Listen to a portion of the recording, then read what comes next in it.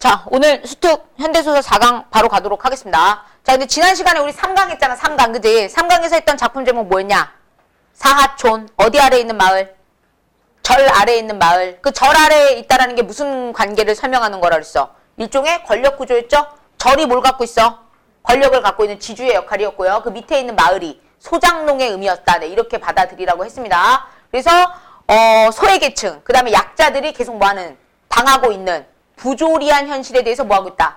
비판하고 있다. 이렇게 생각하라고 그랬죠? 그 다음에 단순히 농민 한 명만 나온 게 아니라 동네 사람들이 다 뭐야? 소장농의 모습으로 다양한 인물들이 나오는 게 사하촌이라는 작품의 어떤 특징 중에 하나였습니다.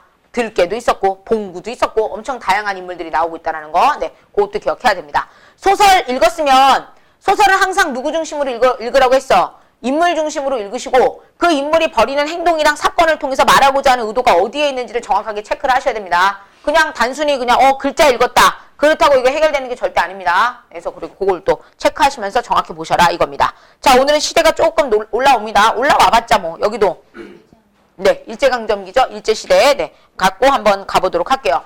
니네 혹시 전재민이라는 단어 알아? 전재민? 전재민. 뭔 말이니 전재민. 문학작품 읽다 보면 조금 등장하는데. 자, 일제시대 때, 여기 조선에서 살기가 너무 어려우니까 간도라든지 만주로 모였던 사람들이 있어. 이주했던 사람들이 있습니다. 광복이 되고 나니까 그들이 뭐 했어? 돌아옵니다. 돌아왔지만 이미 삶의 터전은 제대로 돼 있는 게 있니 없니? 없지? 그런 사람들이 모여서 살았던 곳, 그런 마을이 전재민촌. 전재민이라는 건 그런 사람들을 가리키는 거야. 나라를 떠났다가 다시 돌아온 사람들. 그렇게 생각하시면 돼요. 알겠지? 자, 오늘 별을 해달라는 이 작품을 통해서 그런 상황들을 같이 한번 보도록 하겠습니다. 자, 먼저 4번 문제에 있는 보기 박스 먼저 갑시다. 자, 4번에 있는 보기 박스를 확인을 합니다. 왜? 소설에 대한 뭘 잡는다? 아웃라인을 잡는다. 그럼 보기를 읽었더니 시대 배경 나왔는데 어떤 시대 상황이라는 거 우리한테 알려주고 있냐? 광복? 언제다? 광복 직후다. 185페이지에 있는 4번 보기 박스 확인하세요. 광복 직후죠. 자, 그리고 우리 상황은 지금 어떤 상황이었다고 또 알려주고 있어. 극도의 뭐? 이데올로기가 뭐한 상황? 대립되는 상황. 이 이데올로기 대립이 심화되면서 뭐가 터진 거였어? 전쟁 발발. 이렇게 되는 거였죠. 자, 그래서 여러 가지 혼란스러운 모습이 있다. 이로 인해 한국 사회는 각박하고 냉혹한 분위기가 나타나고 사회적 혼란의 편승에 부당한 방법으로 재산을 축적하는 사람도 등장했대. 사회가 안정적이야 혼란기야? 혼란기다 이 말이죠. 한편 일제강점기에 고국을 떠나 해외로 갔던 동포들이 귀국했어. 이런 사람들을 뭐라고 한다고? 전재민. 근데 돌아왔지만 삶의 터전이 없기 때문에 난민처럼 이렇게 거지처럼 이렇게 살고 있다는 거야. 그런 전재민이라고 합니다. 정치적 경제적 이유로 월북하거나 월남하는 일들이 발생했지만 북으로 가거나 아니면 어디로 오는 사람들, 남으로 오는 사람들 왔다 갔다 하고 있었다는 거야. 남북 간의 이데올로기 대립으로 인한 남북 분단은 남북 간 민족의 이동을 어렵게 만들었다. 자, 이동이 어렵다라는 거는 자, 이런 상태가 계속되다가 우리가 끝내는 못했다 이 말이야. 단절로 갑니다. 이 말이죠. 계용묵의 별을 헨다라는 이 작품은 이러한 당대의 사회상을 사실적으로 그리고 있다. 다시 말하면 이 작품은 시대 상황이 광복 직후부터 어디까지를 다루고 있다는 얘기야? 6.25 전쟁 우선 직전까지 이동이 있지만 그 이동이 어느 순간 뭐해지는 순간이 왔다는 거야. 어려워지는 순간. 그지? 그리고 나서는 이제 못 터지는 거야. 전쟁 터지는. 그 기간을 우리한테 보여주고 있는. 이 부분이 특히 그렇다 이 말입니다. 내 말 이해했니? 됐어요. 자, 그럼 이 작품의 분위기는 되게 밝을까 어두울까? 엄청 어둡겠지. 그지? 네, 그 당시 시대 상황이 어땠는지 같이 보면서 가보도록 합시다. 자, 첫 번째 앞부분의 줄거리입니다. 일제강점기에 만주로 이주한 그의 가족은 광복이 되자 서울에 거쳐 북에 있는 고향으로 가려 했지만 38선이 그어져서 서울에서 살게 된다. 38선에다 밑줄입니다. 얘들아 아직 휴전선이 아니야. 아직 휴전선이 아니야. 38선입니다. 38선의 의미가 뭘까요? 이거 38선은 뭐였어? 이거 우리나라 스스로가 독립을 한 게 아니잖아 사실. 누구에 의해서?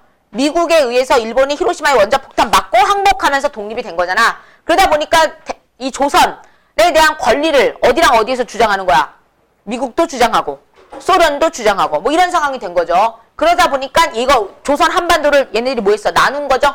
나눠서 한 게 바로 뭐야? 38선. 네, 요겁니다. 네, 그래서 이게 남북으로 뭐 한다? 남북으로 나눔.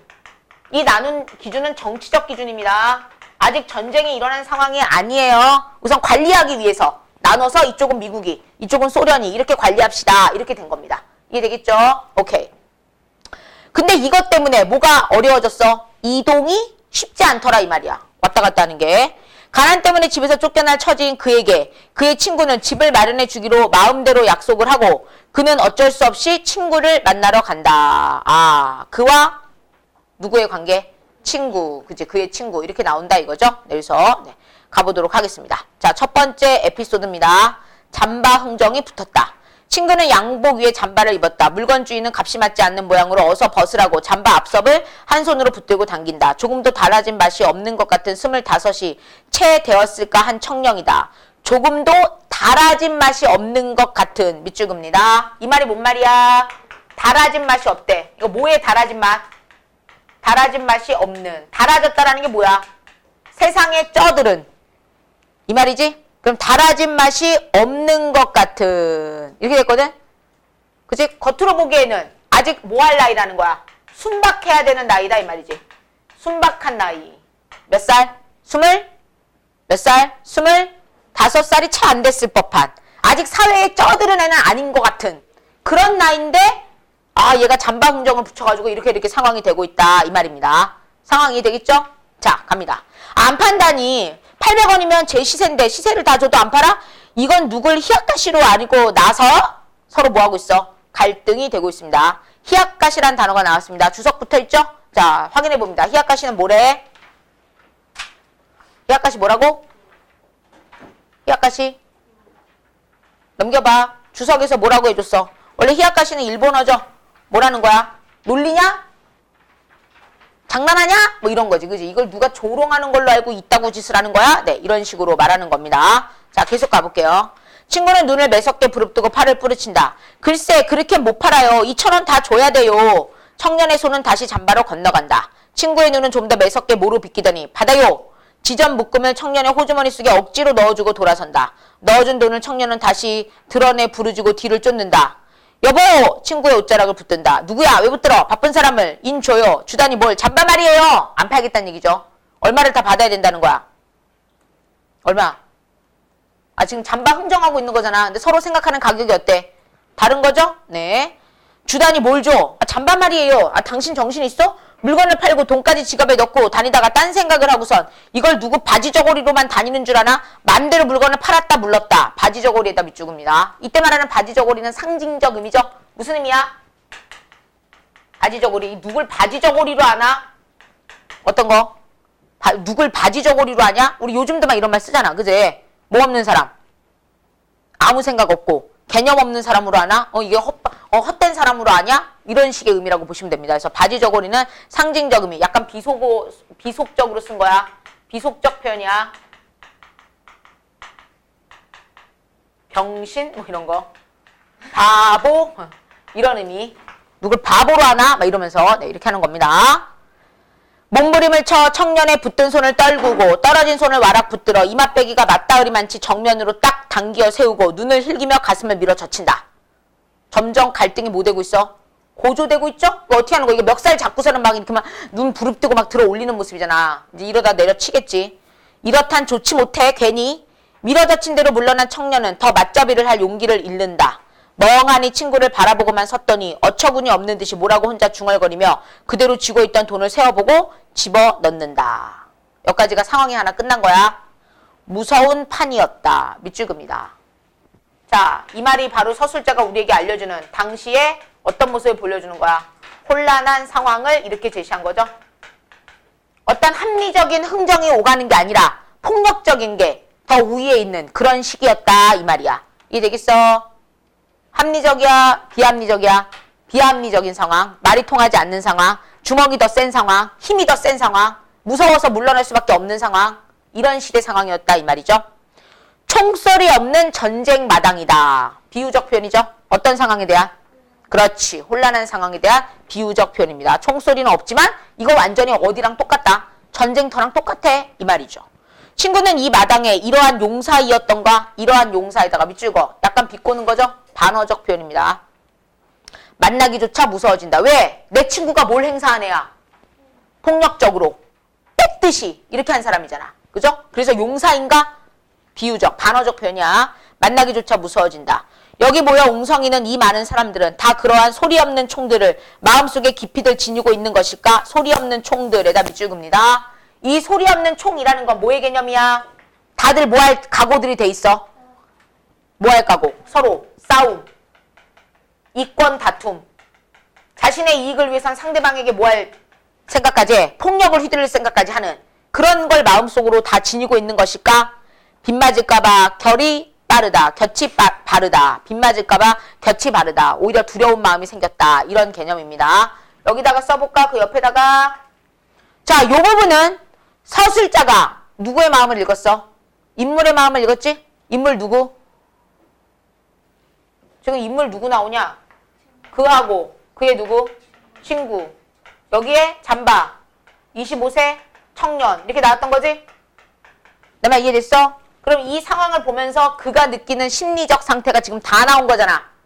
이 부분에. 자, 시점 얘기해봐. 무슨 시점이야? 그렇지. 3인칭이지? 전지적? 무슨 시점? 작가 시점. 이렇게 가야 됩니다. 이해됐어요? 여기 인물의 심리 나오는 방금 읽었던 이 부분이잖아. 무서운 판이다. 총소리 없는 전쟁이다. 이 부분.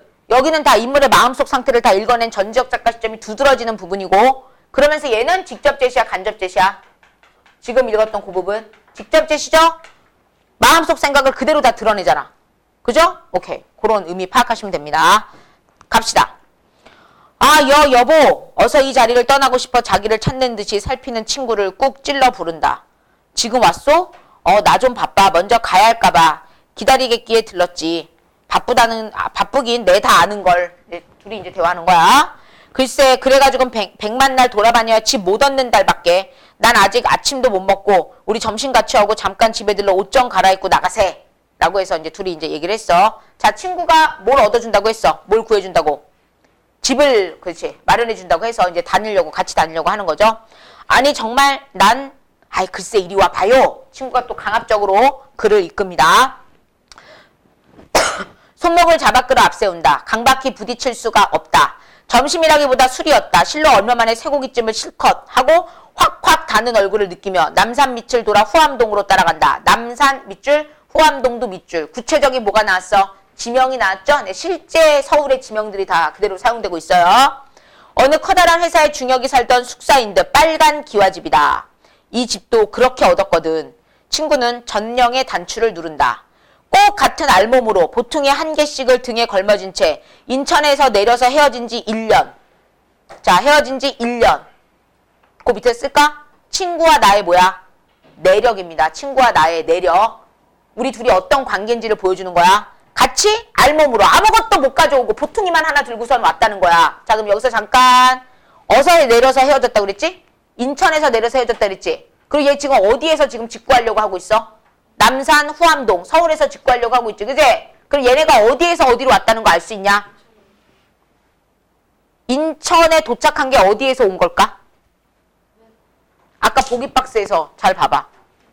보기박스에서 아까 뭐의 이동에 대한 얘기가 있었어. 남에서 북으로, 북에서 남으로. 아, 내 말 이해됐어? 그럼 얘네 어디에서 온 애들이야? 북에서 어디로 온 애들? 남으로 온 애들. 그지? 월남한 애들이라는 거, 월남. 남쪽으로 온 애들. 아, 이해됐어? 보통이 하나 들고 알몸으로 아무것도 없이. 그러고 나서 인천에서 헤어졌는데 헤어진 지 이제 몇 년 지났다는 거야? 1년. 그런데 1년 지나고 나서 다시 만나서 보니까 친구의 살림은 벌써 틀이 잡혔다. 기틀을 마련했다는 거죠. 둘이 똑같이 시작했는데 가구의 준비까지도 완비가 된 듯 장롱이니 의걸이니 놓아야 할 건 제대로 다 들여놓았는데 놀랐다. 와, 어떻게 1년 사이에 이 많은 세간이며 이 집도 어떻게 장만할지 대단한데? 라고 생각이 됐다 이 말이야. 친구 약간 어떤 스타일인 것 같아? 덕이 있고 도덕적이고 좋은 사람이야? 아닌 것 같지? 아까 이미 여기 잠바 에피소드에서 이미 한번 보여줬잖아. 약간 뭘 행사하는 사람이야? 폭력, 깡패? 뭐 이런 느낌이잖아. 내 말 이해됐어? 오케이, 갑니다. 800원? 참 싸구나 이건. 들고 온 잠바를 친구는 다다미 위에 내던진다. 거긴 하루 한때만 들러도 밥벌이는 되거든. 일자리는 없겠다. 쌀값은 비싸겠다. 그대로 댕그라니들 앉아서 배견할 장사가 있나. 전재민이 가지고 나오는 물건이 여간 많은 게 아니야. 전재민에다가 네모칸 치세요. 시대어휘라고 씁니다. 자, 선생님이 전재민 아까 미리 살짝 설명했네. 전재민 그러면 어떤 사람들이라 그랬어? 시대 상황과 관련이 있다고 그랬잖아. 뭐한 사람들? 일제시대 때 어디 갔다가? 간도나 만주지방으로 갔다가 광복 직후에 뭐한 사람들? 돌아온 사람들. 이 사람들이 근데 아무것도 삶의 터전이 없잖아. 갖고 있는 세간살이를 막 뭐 한다는 거야? 판다 이거죠? 네, 그래서 그거 얘기하는 겁니다. 전재민 시대어휘예요. 네, 써주세요. 자, 여간 많은 게 아니야. 많다는 얘기지. 능지에서 자라난 풀대 모양으로 희멀쑥한 얼굴이 물건을 제대로 내놓지도 못하고 옆에다 끼고선 비실비실 주변으로만 도는 걸 붙들기만 하면 그건 그저 얻는 폭이지. 그저 얻는 폭이지에다 밑줄거. 이 그저 얻는다라는 게 뭐야? 제값을 주고 합리적으로 구입을 해준다는 거야? 아니면 거의 강제로 뺐다시피 한다는 거야? 강제적으로 뺐다시피 한다는 거지? 써줘. 헐값에 뺏음. 아까처럼. 아까 이미 에피소드 보여줬잖아. 잠바 사건. 알겠니? 아, 이해됐어? 안 됐어? 이해됐죠? 그러면 아까 이 25세 잠바 파는 그 청년이 뭐를 대표하는 인물이라고 생각할 수 있어? 전재민의 대표적인 인물 중에 하나. 네, 이렇게 생각하시면 되는 겁니다. 자, 저 잠바도 만주 건가 봐. 가죽이니 좀 좋아? 야, 작가가 어리숭해가지고 이 작자라는 게 누구 가리키는 거야? 아까 그 잠바 주인 청년 얘기하는 겁니다. 어리숭해가지고 그래도 첫마디엔 안 놓아주고 제법 쫓아오던데 아유 글쎄 왜 외투로부터 저구리 바지 차례로 다들 팔아자시군. 쪽 발가벗고들 머리 멀뚱멀뚱하여 누워서 천장에 파리똥만 쐬고 있는 사람도 있대나? 허허허허. 집단엔 농담한 거지? 이게 당시 누구의 현실을 대사 속에서 보여주는 거야. 전재민들의 비참한 삶의 모습 보여주고 있지? 입고 있는 옷을 다 뭐 했다는 거야? 팔고 알몸뚱이로 그냥 멀뚱멀뚱하게 있는 그런 사람들도 있대. 이런 식으로 지금 얘기를 하고 있습니다. 돌아왔지만 고국으로 돌아왔지만 삶의 터전이 없기 때문에 뭘 해볼 수가 전혀 없다라는 얘기죠. 네, 그래서 이러고 있다 이 말입니다. 하하하. 자네도 이런데 눈 뜨지 않으면 파리똥이나 세게 되는 거네. 이런데 눈 뜨지 않으면 이런데다 밑줄입니다. 이런데가 뭔데? 지금 누구처럼 하는 거? 나처럼 하는 거. 헐값에 폭력을 이용해서 뺐다시피 하는 거. 이런 거 할 줄 알아야지 자리 잡을 수 있다 이거죠. 이해됐죠? 무슨 말인지? 그럼 이런데 밑에다가 폭력적 쓰시고요. 당시 시대 상황이 무지하게 뭐하다라는 거 알 수 있어. 혼란스러운 사회상이라고 써줘. 혼란스러운. 같이 씁니다. 아이고 파리똥도 집이 있어야지 해지. 난 별만 해네. 별만 해네에다가 밑줄거. 파리똥 셀래도 집이 있어야지 파리똥이 붙어있다는 얘기지. 근데 나는 별만 샌데. 별만 샌다라는 거 뭐야? 천장이 없네. 결론적으로 뭐가 없다는 거야? 집이 없다라는 걸 이렇게 표현한 겁니다. 네. 농으로 바뀌는 하였으나. 농이 뭐야? 농담이죠? 친구의 상식과는 대제비가 되지 않는다. 친구와 나는 사고방식이 너무나 뭐하다는 거야? 다르다 이 말이죠? 네, 밑줄 긋고 써줘. 친구의 상식과는 대제비가 되지 않는다. 서로 다른 가치관. 기만 막히는 소리뿐이다. 나는 이렇게 나오고 싶지 않다 이거죠? 난 가겠네. 아, 이 사람아 같이 나가. 내 정말 한 놈 내쫓고 집 들게 해준 달 받게. 내가 한 놈 내쫓고 네 집 만들어줄게. 이러고 있는 거죠. 근데 그런 친구가 그는 고마워 아니면 별로 안 고마워? 안 고마워. 자기는 그렇게 하고 싶진 않아. 알겠죠? 오케이. 야, 우리 단 2식구 살지 그리 커서 뭘 하나? 난 방이나 한 칸 얻을까 봐. 방은 그래 얻을 듯 싶어? 보증금이 10,000원도 넘는다네. 보증금이 10,000원도 넘는다네. 나 밑줄거. 이게 현실이란 얘기지. 당시의 현실. 10,000원이면 싼 거 같은데. 지금 개념으로 하면 이게 엄청난 돈이겠죠? 네. 10,000원도 넘는다네. 방도 못 얻으면 이북으로 가지. 이북으로 가지에다 밑줄거. 여기서 또 알 수 있네. 아까 얘기했죠? 얘들 어디서 온 애들이라고? 북에서 남으로 온 애들. 남에서 근데 생활이 잘 안 돼. 그럼 다시 어디로 간다는 거야? 북으로 가지 뭐. 이 말이죠? 고향이죠. 여기서 이북은 고향입니다. 저런! 이북선 누가 거저 집 주나? 다 저 할 나름이라고. 여기서 못 살면 거기 가도 못 살아. 이 병신아. 친구가 또 그렇게 말해주는 거죠. 밑줄입니다. 여기서 못 살면 거기 가도 못 살아. 자, 우리 아까 보기 박스에서 읽었네. 이데올리기의 대립 때문에 서로가 단절되고 있고 그 다음에 남이든 북이든 다 사회현실은 매우 무슨 상황이었다는 거야? 혼란스러운 상황이었다는 얘기죠. 그래서 거기 가도 못 살아 밑에다가 씁니다. 사회적 혼란기라고 써줘. 사회적 혼란기. 자, 요렇게 해서 에피소드가 하나 끝난 거야. 잠바 사건을 통해서 그와 그의 친구의 어떤 성격이 나오고 있죠. 그 친구는 어떻게 살고 있어? 약간 뭐를 행사하면서 폭력을 행사하면서 폭력적 행위를 하면서 그죠? 얘는 그거에는 못하죠? 비폭력적입니다. 현실에 맞춰서 어떻게든지 살아보려고 하는 사람인 거지. 이해됐냐? 자, 근데 이 사람이 살 때가 있겠어 없겠어? 오히려 이렇게 폭력적으로 행사하고 이런 사람은 금방 기틀을 잡고 자리를 잡고 떵떵거리고 살아. 근데 오히려 반대로 제대로 살아보려고 하는 사람은 지금 제대로 잘 돼, 안 돼? 안 되는 상황이 됐다 이 말이야. 자, 그래서 어떻게 되나 보겠습니다. 중략 부분의 줄거리입니다. 친구랑 헤어진 살집을 구하지 못하고 어머니와 함께 고향인 북으로 가기 위해 살집을 구하지 못하고 에다가 밑줄 긋습니다. 정착했어 못했어? 정착 못했다는 거죠. 나만의 정착하지 못함이라고 써줘. 다시 그래서 고향인 어디로 간다? 북으로 가려 합니다. 자, 아까 선생님이 북에서 어디로 온 사람이라고 그랬어? 남으로 왔다 그랬지? 근데 다시 어디로 가겠다는 거야? 북으로 가려고 한다. 계속 뭐만 하고 있어? 방황만 하고 있죠? 정착이 지금 되니 안 되니? 안 되고 있는 상황입니다. 자, 가려고 했는데 서울역으로 갑니다. 그곳에서 그와 어머니는 고향 사람을 만났어. 고향 사람이니까 어디 사람? 북한 사람 만났다는 얘기죠? 네, 그래서 대화를 주고받습니다. 이북으로요? 아이고, 갈련 마루, 밑줄. 가란 얘기야? 가지 말란 얘기야? 가지 마세요! 이랬네. 왜 그랬을까? 잘 사는 사람은 잘 살아도 못 사는 사람은 거기 가도 못 살아요. 거기 가도 못 살아요. 내가 밑줄 거. 북한 역시 살만한 곳이 아니다라는 거지. 남한이나 북한이나 양쪽 다 무슨 상황이라는 거야? 엄청난 혼란기다 이 말이야. 써줘. 거기 가도 못 살아요. 혼란한 상황. 돈 있는 사람 대답과 집들을 다 떼으면 뭘 하겠어? 돈 있는 사람들. 전답. 여기 대답이라는 건 전답 말하는 거야. 땅들, 논밭, 땅과 집들을 떼으면 뭘 하겠어? 다 뺏었어. 왜? 무슨 주의니까? 소련이 들어왔잖아. 무슨 주의? 사회주의, 공산주의의 모습이죠? 써주세요. 공산주의의 모습. 그러면 어떤 사람들이 당사들을 해서 그만치면 또 다 잡아놨는데 당사했다는 게 뭐야? 당사가 장사야. 장사를 해서 또 그만큼 먹고 살 거를 마련을 했는데 우리도 그런 장사를 했음 돈 잡았지요. 우리 옥순이 아버지 그런 장사에 눈도 안 뜨고 픽픽 웃기만 하더니 그러니 살기는 어려워만 가고 좀 뭐 하면 뭐 그렇게 힘든 국경까지 넘어오갔어? 자, 그렇게 힘든 국경까지 넘어오갔어. 에다 밑줄 긋습니다.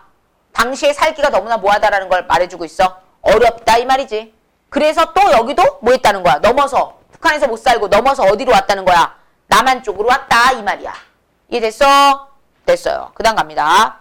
아이고 우리 아와 신퉁이도 와갔구나. 만주서 같이 나온 사람들이 야미 당시들을 해서 돈 모은 사람들이 많은데 우리 아가 그런 건 픽픽 웃디 밥을 굶으면서도 이랬어. 야미에다 밑줄 긋습니다. 야미라는 게 뭔데?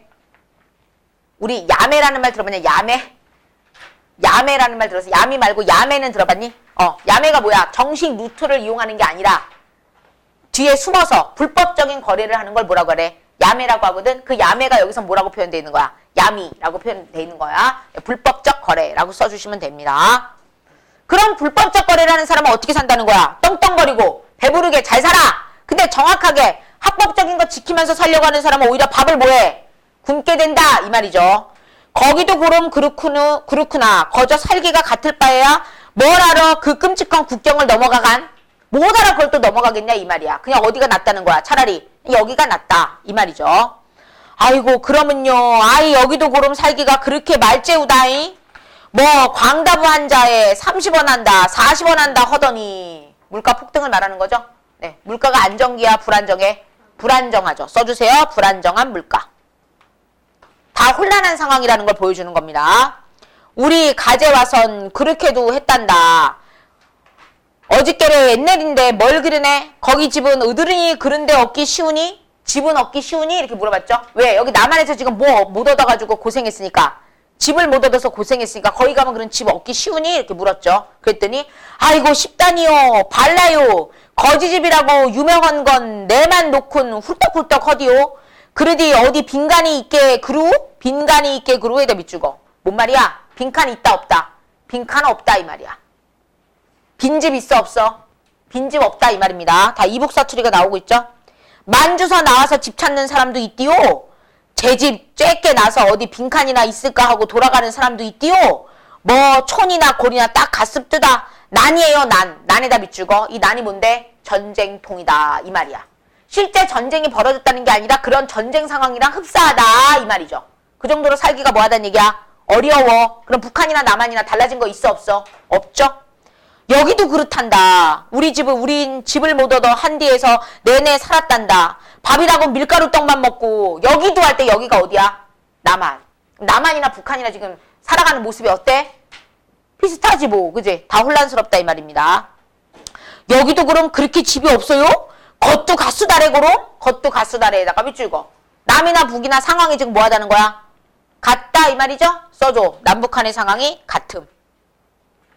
자, 남북한의 상황이 같은데 둘 다 어떤 상황이랑 흡사해? 남북한의 상황이 뭐하다? 같음. 둘 다 어디처럼 느껴져? 전쟁통처럼 느껴집니다. 이 말이죠. 그걸 이해하시면 돼요. 글쎄 네 말을 들으니까니 집 없는 것까지 신통도하게 같구나 참. 남북한이 어쩜 그렇게 똑같냐 라는 걸 다시 한번 강조하고 있습니다. 이해됐어요? 네, 별거 없죠? 자, 여기까지. 선생님이 현대소설 볼 때는 어떻게 하라고 그랬어? 선악구도로 나누는 거 아니라고 그랬지? 그냥 이 당시 시대 상황에서 이런 인물들이 있었구나 이렇게 정리해내시면 되는 겁니다. 그럼 이 작품을 통해서 말해주고 싶었다는 건 뭐야? 어느 상황? 언제? 광복 직후 혼란한 사회 모습을 보여주고 있죠? 이때 사회는 어디가 다 똑같아? 남한과 북한이나 다 똑같다 이 말이야. 기억하시고 또 하나의 모습은 누구였어? 또 하나의 소재. 이거 잠배떼기 갖다 팔았던 청년. 어느 인물군을 대표한다 그랬어? 전재민을 대표한다 그랬어. 전재민들의 비참한 삶도 보여주고 있다. 비참한 삶. 전재민들이 물건을 팔러 나오면 그걸 오히려 거의 빼앗다시피 해가지고 다른 사람들이 입속을 챙기고 있는 그런 상황이 펼쳐지고 있었습니다. 라고 정리하시면 됩니다. 알겠나요? 정우 정신 차리고 똑바로 앉아. 자, 됐습니다. 자, 시점 정리합시다. 주제는 두 가지로 봤어요. 자, 시점은 아까 우리 얘기했으니까 1차적으로 무슨 시점이라고 보면 돼? 전지적 작가 시점이죠? 그런데 조심할 거. 자, 전지적 작가 시점인데 아까 인물의 심리를 읽는 모두 있었어. 직접 제시도 있었는데 우리에게 주어진 내용의 거의 대부분은 주고받는 뭐가 많았어? 대화가 많았죠? 대화 상황이니까 무슨 제시법도 같이 있는 거야? 간접 제시법도 주로 이루고 있습니다. 그 다음에 니네 중간중간에 말투 잘 이해 안 되는 부분 있었지, 그지? 왜? 어떤 사투리가 계속 나와? 북한 사투리 나오죠? 이북 사투리. 그래서 이 사람들이 어디에서 온 사람이라는 걸 알 수 있어. 북에서 온 월남한 사람들이야. 월남한 사람들. 북에서 어디로 왔다는 거야? 북에서 어디로 왔어? 남으로 왔다 이겁니다. 네, 북에서 남으로 왔다는 거. 그래서 이 사람들 나름대로 뭐의 이동이 있어? 공간 이동이 있죠? 북에서 어디로 온 사람들? 남으로 온 사람들. 다시 어디로 가려고 그래? 북으로 가려 했지만 갔어 못 갔어? 못 가고 있는 거지. 왜? 가봤자 달라질 게 없으니까. 네, 이렇게 되는 겁니다. 상황이 됐습니까? 네, 뭐 크게 어렵진 않았어요. 자, 이제 문제 같이 풀어봅시다. 1번 문제입니다. 윗글의 서술상 특징으로 가장 적절한 거 고르라고 그랬어요. 1번, 빈번한 장면 전환을 통해 장면이 바뀌고 있다. 뭐 여기 잠바 에피소드 있었고 직구하는 장면이 있었고 그다음에 서울역에서 이제 고향 사람 만나는 장면이 있었죠. 뭐 장면 전환은 뭐 크게 나쁘진 않아요. 근데 긴박한 분위기라고 그랬거든. 긴장감이나 긴박감이 느껴지니? 그건 아니죠. 네, 상황을 알게 되는 거죠. X, 긴박한에다가 X. 두 번째, 인물 간의 대화가 활용되고 있대. 자, 대화 나왔습니까? 그러죠? 얘네 둘의 대화도 있었고 서울역에서 누구랑 만난 장면도 있었어. 고향 사람 만난 장면도 있었습니다. 대화 있었죠. 오케이, 맞고요. 인물들이 처한 상황이 드러나고 있다. 맞아, 틀려? 맞죠? 어떤 상황? 혼란스러운 상황이고 집을 구하지 못해서 방황하고 있는 삶이다. 느껴지잖아. 맞네. 답 몇 번 가야 돼? 2번이죠. 3번 해악 없고요. 4번에 서로 다른 시각 나온 거 없습니다. 한 인물의 내적 갈등? 네, 내적 갈등에 대해서 집중적으로 얘기하고 있는 건 아니었어요. 마음속을 그냥 읽었을 뿐인 거지. 관련 없습니다. 그래서 가장 적절한 답은 몇 번이다? 2번으로 네, 체크하시면 됩니다. 체크했습니까? 서술상의 특징 문제는 무조건 나와. 100% 100%. 그러니까 작품마다 정확하게 공부를 하셔야 돼요. 알겠죠? 오케이. 2번 갑시다. 자, 2번 문제 계속 갈게요. 적절하지 않은 거 고르래. 이거 세부 내용 파악이죠? 자, 1번 갑니다. 그는 집을 자신의 양심에 어긋나지 않는 방법으로 구하려고 하고 있는 인물이다. 맞습니까? 네, 얘는 폭력 행사하는 거 싫어해요. 두 번째, 그와 그 친구는, 이거 이 문제는 인물 분석 문제잖아. 그와 그 친구는 고국으로 돌아왔을 당시에는 비슷한 처지였다. 맞습니까? 네, 맞죠? 3번, 그는 자신의 친구가 삶을 살아가는 방식이 자신과 다르다라는 걸 깨달았다. 맞습니까? 그죠? 얘는 폭력을 쓰고 빨리 기반을 잡았죠. 자기는 근데 그렇게 하고 싶지 않다 그랬어요. 맞죠? 4번, 그의 친구는 거주자를 내쫓는 방법으로 그의 집을 구해주려고 한 것이다. 맞습니까? 네, 폭력 행사하려고 했죠? 맞네요. 5번에 그는 이북의 현실에 대한 동경을 품고 어머니와 38선을 넘으려 했다. 맞습니까? 현실에 대한 동경을 품고 넘으려 한 거야? 그건 아니었지. 그지? 그래서 여기는 적절하지 않은 건 몇 번이다? 5번이 되는 겁니다. 그리고 지금 넘어간 게 아니라 오히려 갔어, 안 갔어? 안 갔죠? 네, 오키레스 틀린 거 5번이었어요. 자, 3번 문제 갑니다. 윗글에 대한 이해로 가장 적절한 거. 자, 1번 어구풀이 문제입니다. 무슨 문제라고? 어구풀이 문제. 그럼 어구풀이 문제는 그 어구가 사용되고 있는 앞뒤 문맥 속에서 상황 속에서 그 말의 의미를 잡는 거야. 자, 첫 번째 의미. 이걸 누굴 바지저고리로만 다니는 줄 알아? 라는 말은 는 뒤에 사성급입니다. 어떤 의미야? 전제민인 사실을 무시하지 못하게 하려는 심리를 나타내는 것이다. 전제민인 사실을 무시하려고 한다는 거? 네, 그게 아니라요. 그냥 자기를 바보로 하냐? 병신으로 하냐? 네, 그런 의미로 쓴 거죠. 네, 관련 없습니다. X. 2번. 나 좀 바빠 먼저 가야 할까봐 라는 말은 사성긋이고요. 집을 구해주겠다고 나서는 친구와의 만남을 거북하게 여기는 심리다. 이 대사 누구 거였어? 나 좀 바빠 먼저 가야 돼. 누구 대사였어? 그의 대사였죠? 그가 왜 그 말하는 거야? 친구가 집을 구해주겠다고 해서 따라는 나섰는데 얘가 하는 방식으로는 집을 구하고 싶은 생각이 없어서 가려고 하는 거죠. 그래서 핑계김에 그런 말을 한 거죠. 오케이. 따라서 이건 맞는 말 틀린 말? 맞는 말이죠. 네, 답은 2번 되겠네요. 3번 갑시다. 800원 참 싸구나 라는 말은 실제 품질보다 높은 가격으로 잠바를 산 사실을 감추려는 의도다. 품질보다 이게 높은 가격으로 산 거야? 헐값으로 산 거죠? X.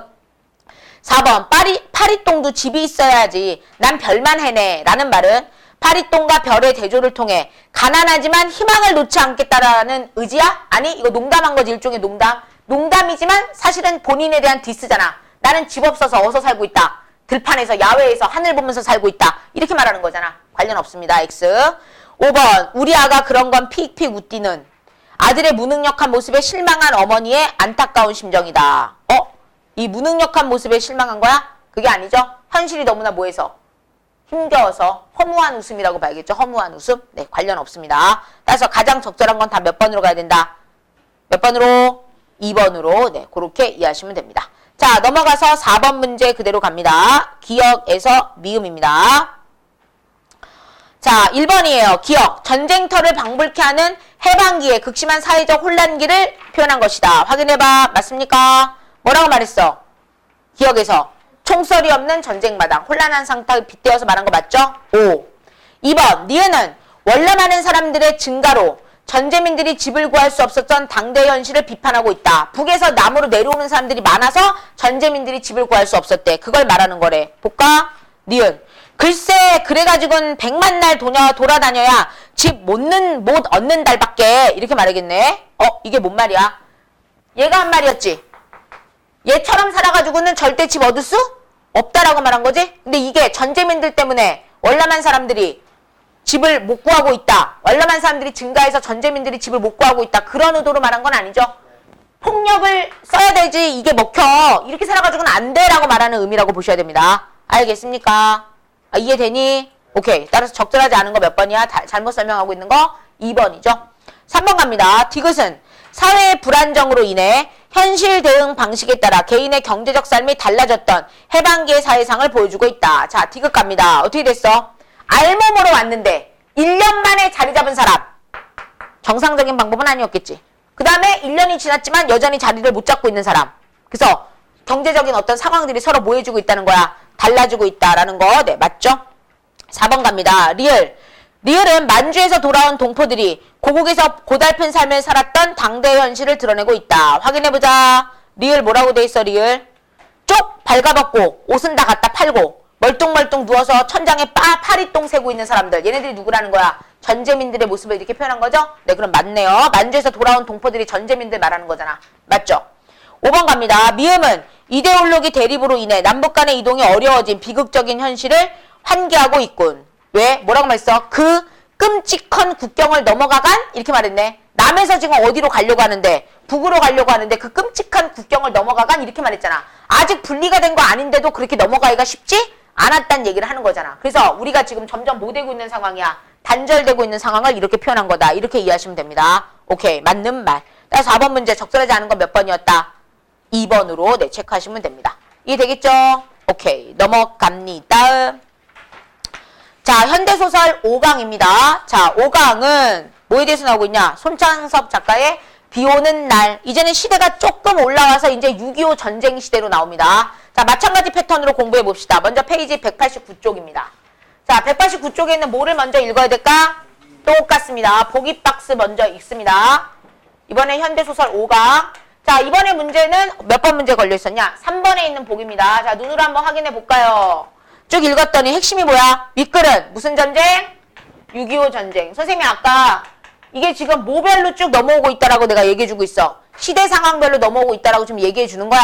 현대소설인데 일제시대 개념으로 쭉 얘기하고 광복 직후 상황 얘기하고 그 다음 지금 어디? 6.25 전쟁 중에 있는 상황을 우리한테 지금 또 보여주고 있습니다. 알겠지요? 네, 봅니다. 자, 이 글은 6.25 전쟁을 겪으면서 삶의 뿌리가 흔들린 채 좌절과 무력감에 빠져 살아가는 사람들의 암울한 현실을 그리고 있다. 아, 또 소설 분위기 어때? 밝고 긍정적이고 유쾌하고 상쾌하고 명랑하냐? 아니고 엄청 우울하다 이 말이죠. 특히 어떤 인물들이 나올 거라는 거야? 어떻게 살아가는 인물들? 무기력한 인물들의 모습이 나올 거다 이 말이야. 어떤 인물이 여길 대표로 하는지 찾아내시면 되는 겁니다. 이 과정에서 작가는 그 스스로 이 사회의 주변인에 불과하지만 자신과 자기 주변에 소외된 인물들에 대한 연민을 드러내는 인물의 시선을 빌려 삶의 진실을 드러내려 하고 있다. 밑줄 긋니다. 작가의 의도는 이런 무기력한 인물에 대한 태도, 어떤 비판을 한다는 게 아니야. 어떤 태도를 가지고 있다는 거야. 오히려 연민의 태도, 불쌍하게 여기는 태도를 가지고 있다는 거야. 자, 이러한 삶의 진실은 소외계층 간의 유대감이 형성되기 어려웠던 전후의 불행한 현실에 대한 문제의식으로 연결되기도 한다. 이 소설에서 드러나는 게 나중에 소외계층에 대한 전후에 나타난 전후 소설에서 소외계층에 대한 어떤 마음으로 연결된다는 거야. 소외계층이 갖고 있는 불행한 현실에 대한 문제의식으로 연결된다. 이 말이죠. 그래서 지금 보기 박스에서 설명한 건 이 소설을 쓴 송창섭이라는 작가가 가지고 있는 의식세계를 우리한테 이렇게 설명을 해준 거야. 내 말 이해되겠냐? 네, 요 과정으로 보시면 됩니다. 그러면 이 작품의 내용을 읽어보면 만약에 이 작품이 6.25 전쟁 전이라면, 아니 6.25 전쟁 중이라면 무기력한 인물이 나오고 그 인물에 대한 작가의 입장은 뭐라는 거야? 연민. 만약에 이 작품의 배경이 6.25 전쟁 후라면 전후소설로서 소외계층에 대한 무슨 의식을 가지고 쓴 것이다. 문제의식을 가지고 쓴 것이다. 이렇게 읽어내시면 된다 이거죠. 이해됐어요? 됐습니다. 자, 그러면 같이 한번 가보도록 합시다. 자, 먼저 첫 번째 봅니다. 186페이지. 얘들아, 글자만 봐도 되게 우울해 보이지 않니? 왜? 뭐가 하나도 없어. 주고받는 큰 따옴표가 들어가 있는 대사 상황이 없습니다. 그러잖아. 아, 글자만 봐도 우울한 느낌 나, 안 나? 우울하지 않아? 뭐 이게 들고 빠지고 이런 게 없이 그냥 빼곡하게 그냥 써져 있잖아. 자, 어떻게 진행되고 있는지 먼저 첫 번째 에피소드부터 파악을 해보도록 할게요. 갑니다. 빗물이 떨어지는 자리에는 양동이가 놓여있다. 얘들아, 빗물 떨어지는데 양동이로 빗물 받고 있대. 여기서 벌써 어떤 상황이라는 걸 보여주고 있어? 불우함이 느껴지죠? 가난함도 느껴집니다. 아, 비 떨어지는데 해결할 수 있는 방향이 없으니까 양동이로 물을 지금 받치고 있는 거 아니야. 촐랑촐랑 쪼르륵 촐랑. 빗물은 이와 같이 연속적인 음향을 남기며 양동이 안에 가 떨어지는 것이었다. 무덤 속 같은 이 방 안의 어둠을 밑줄 긋습니다. 무덤이 보조관념이죠? 계속 갑니다. 무덤이 보조관념이에요. 그 다음에 이 방 안의 어둠에다 밑줄, 얘가 뭐야? 원관념. 그러면 이 방 안의 분위기가 뭐처럼 느껴진다는 거야? 아, 무덤처럼 느껴진다는 거야. 앞에서 느껴지는 어떤 거? 우울하고 가난한 분위기를 계속해서 뭐하고 있어? 강조해주고 있는 현상입니다. 오케이, 계속 가죠. 자, 이 어둠을 조금이라도 구해주는 것은 그래도 빗물 소리뿐이었다. 그 어둠에서 그나마 뭔가 인기척이 느껴지고 소리가 나는 게 그래도 빗물이었다 이 말이야. 그러나 그 빗물 소리마저 양동이에 차츰 물이 늘어갈수록 우울한 음향으로 변해가는 것이었다. 최종적인 분위기, 이 동네는 다 뭐하다라는 거야? 우울합니다. 불우합니다. 이게 포인트죠. 여기까지 됐어요? 자, 그러면 여기 첫 번째 그 A라고 묶여있는 데다 딱 쓸까? A는요, 뭘 통해서 알려줬어? 묘사적으로 묘사적, 비유적인 걸 썼죠? 이걸 통해서 뭘 보여주고 있다? 우울한 분위기를 보여주고 있다. 불우하고 음습한 분위기를 보여주고 있다. 이 말입니다. 이게 이 소설의 전체적인 지배되고 있는 배경 분위기죠. 이 소설은 그래서 박지 않아요. 처음부터 끝까지 다 뭐해? 우울합니다. 알겠니? 됐어요. 가봅니다. 자, 이제 인물이 나오네. 동욱은 별로 원구와 동욱을 인사시키거나 소개하려 하지 않았다. 동욱은 젖은 옷을 벗어 걸고 런닝과 팬티바람으로 식사 준비를 할 터이니 잠깐만 앉아있으라고 부엌으로 나가는 것이었다. 부엌이래야 따로 있는 것이 아니라 비어있는 옆방이다. 따로 있는 것이 아니라이다. 다시 한번 밑줄 그시고, 자, 어떤 상황이라는 것도 보여주는 거야. 방에 쓰임새가 딱딱 정해져 있는 게 아니라는 거지. 부엌이라고 해봤자 옆에 비어있는 방이 그냥 부엌이야. 자, 뭐하다는 걸 보여줘? 가난하다라는 걸 보여주고 있습니다. 다다미는 걷어서 벽 한 구석에 기대어 놓아 판장뿐인 실내에는 여기저기 빗물이 오줌팔처럼 쏟아졌다. 우와, 막 빗줄기가 그냥 방 안으로 막 쫙쫙 들어오고 있다는 얘기죠. 거기에는 치사도구가 너저분하니 널려있는 것이었다. 연기가 들어간다고 사이문을 닫아버리고 나서 동욱은 풍로에 불을 피우느라고 부채질을 하며 야단이었다. 풍로에 불을 피우느라 밑줄 긋니다. 뭐 쓰고 있는 거야? 바람으로 불씨를 일으켜가지고 열기를 내는 걸 쓰고 있다 이 말이죠. 요거 요즘 볼 수 있니? 보기 힘들지. 무슨 상황이랑 관련 있어? 시대적 어휘죠. 시대적 어휘. 시대적 소재잖아. 시대 소재. 시대적이야. 10시가 조금 지난 회중시계를 사인문 틈으로 꺼내 보이며 도대체 조반이냐 점심이냐는 원구의 질문에 브런치죠 이거. 아침이니 점심이니 이러고 있으니까 브런치 아니요 그지? 동욱은 링글링글하며 자기들에게는 삼시의 구별이 없다고 했다. 삼시의 구별이 없다 해다 밑줄 거. 그래서 삼시의 구별이 없다는 건 삼시세끼를 지금 제대로 먹고 있어? 못 먹고 있어? 못 먹고 있다는 얘기지? 뭘 또 보여주는 거야? 가난함을 보여주고 있는 것입니다. 동욱이가 언제든 배고프면 밥을 끓여 먹고 밥 생각이 없는 날은 종일이라도 굶고 지낸다는 것이다. 동욱이가 부엌에서 혼자 바삐 돌아가는 동안 동욱은 역시 한자리에 앉아 꼼짝도 하지 않았다. 꼼짝도 하지 않았다에다가 밑줄 거. 되게 어떤 분위기야? 역동적인 분위기니 정적인 분위기니? 정적이죠? 이 정적이라는 게 사람이 어떻게 느껴져? 어떤 인물? 무기력하죠? 무기력하게 또 그렇게 느껴지는 요소입니다. 동욱은 가끔 하품을 하며 외국에서 온 낡은 화보를 뒤적이고 있었다. 그러한 동욱이와 마주 앉아 자기는 도대체 무엇을 생각하며 또한 어떤 포즈를 지속해야 하는가? 오기? 자기는 도대체 무엇을 생각하며 어떤 포즈를 지속해야 하는가에다 밑줄 그시고 이거 누구의 마음속 생각이야? 누구의 마음속 생각이냐 이 문장? 원구의 마음속 생각이죠? 써줘. 원구의 마음속 생각 이렇게 딱 써줘. 원구는 이런 무의미한 대자를 감당할 수 없어서 차라리 부엌에 나가서 풍로의 부채질이나마 거들어줄까도 생각해 보는 것이었다. 누구의 마음속 생각이라고? 원구의 마음속 생각을 누가 읽었어? 서술자가 읽었죠? 시점 뭘 것 같아? 전지적 작가 시점이죠. 네. 그러나 그만한 행동도 이 상태로는 일종의 비약이라 적지 않은 용기가 필요했다. 그러는 동안 원구는 벼랑간 엉덩이가 척척해 들어옴을 의식했다. 엉덩이가 뭐해? 젖고 있다는 거죠? 이유 왜 그럴 것 같아? 아까 방안 상황 얘기했잖아. 빗줄기가 지금 모처럼 떨어지고 있다 해서 천장에서 오줌줄기처럼 떨어지고 있다 했잖아. 양동이에 물이 넘친 거지. 볼까? 자, 양동이의 빗물이 넘어서 옆에 앉아있는 원구의 자리로 흘러내린 것이다. 원구는 젖은 양복바지의 엉덩이를 만지며 일어섰다. 그제야 동욱도 양동이에 물이 넘는 줄을 안 모양이다. 그러나 동욱은 직접 일어나서 치우려고 하지 않았어. 앉은 채 부엌 쪽을 향해 오빠! 물 남았어! 라고 말했다는 거야. 동욱은 사인문을 반쯤 열고 들여다보며 이년아! 네가 좀 치우지 못해? 하고 목에 핏대를 세웠다. 자, 남매지간의 분위기 어때? 쌀벌하죠? 왜 뭘 막 써? 비속어를 막 쓰잖아. 따뜻하고 막 정다운 분위기야? 아니잖아. 뭐가 느껴져? 갈등? 대립? 차가움? 이렇게 느껴집니다. 그러자 자기가 나서기에 저러한 기회라고 생각한 원구는 내가 내다 버리지 하고 한 손으로 양동이를 들어 올렸다. 그러나 한 걸음도 미처 발을 옮겨 놓을 사이도 없이 양동이는 철그렁 하는 소리와 함께 한 옆이 떨어지며 물이 쫘르륵 쏟아졌다.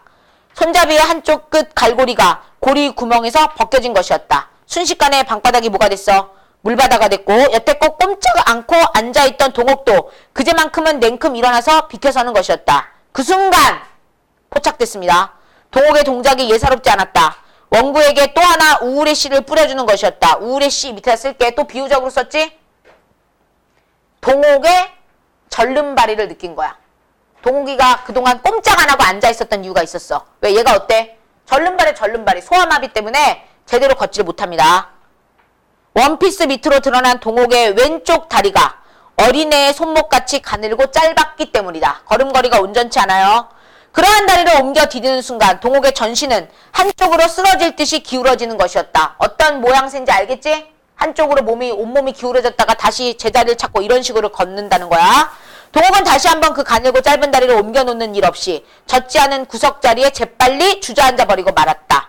그리고는 희다못해 파랗게 질린 얼굴에 독이 오른 눈초리다 밑줄거. 왜 동욱인 이런 이런 얼굴이 됐을까? 자존심이 상함.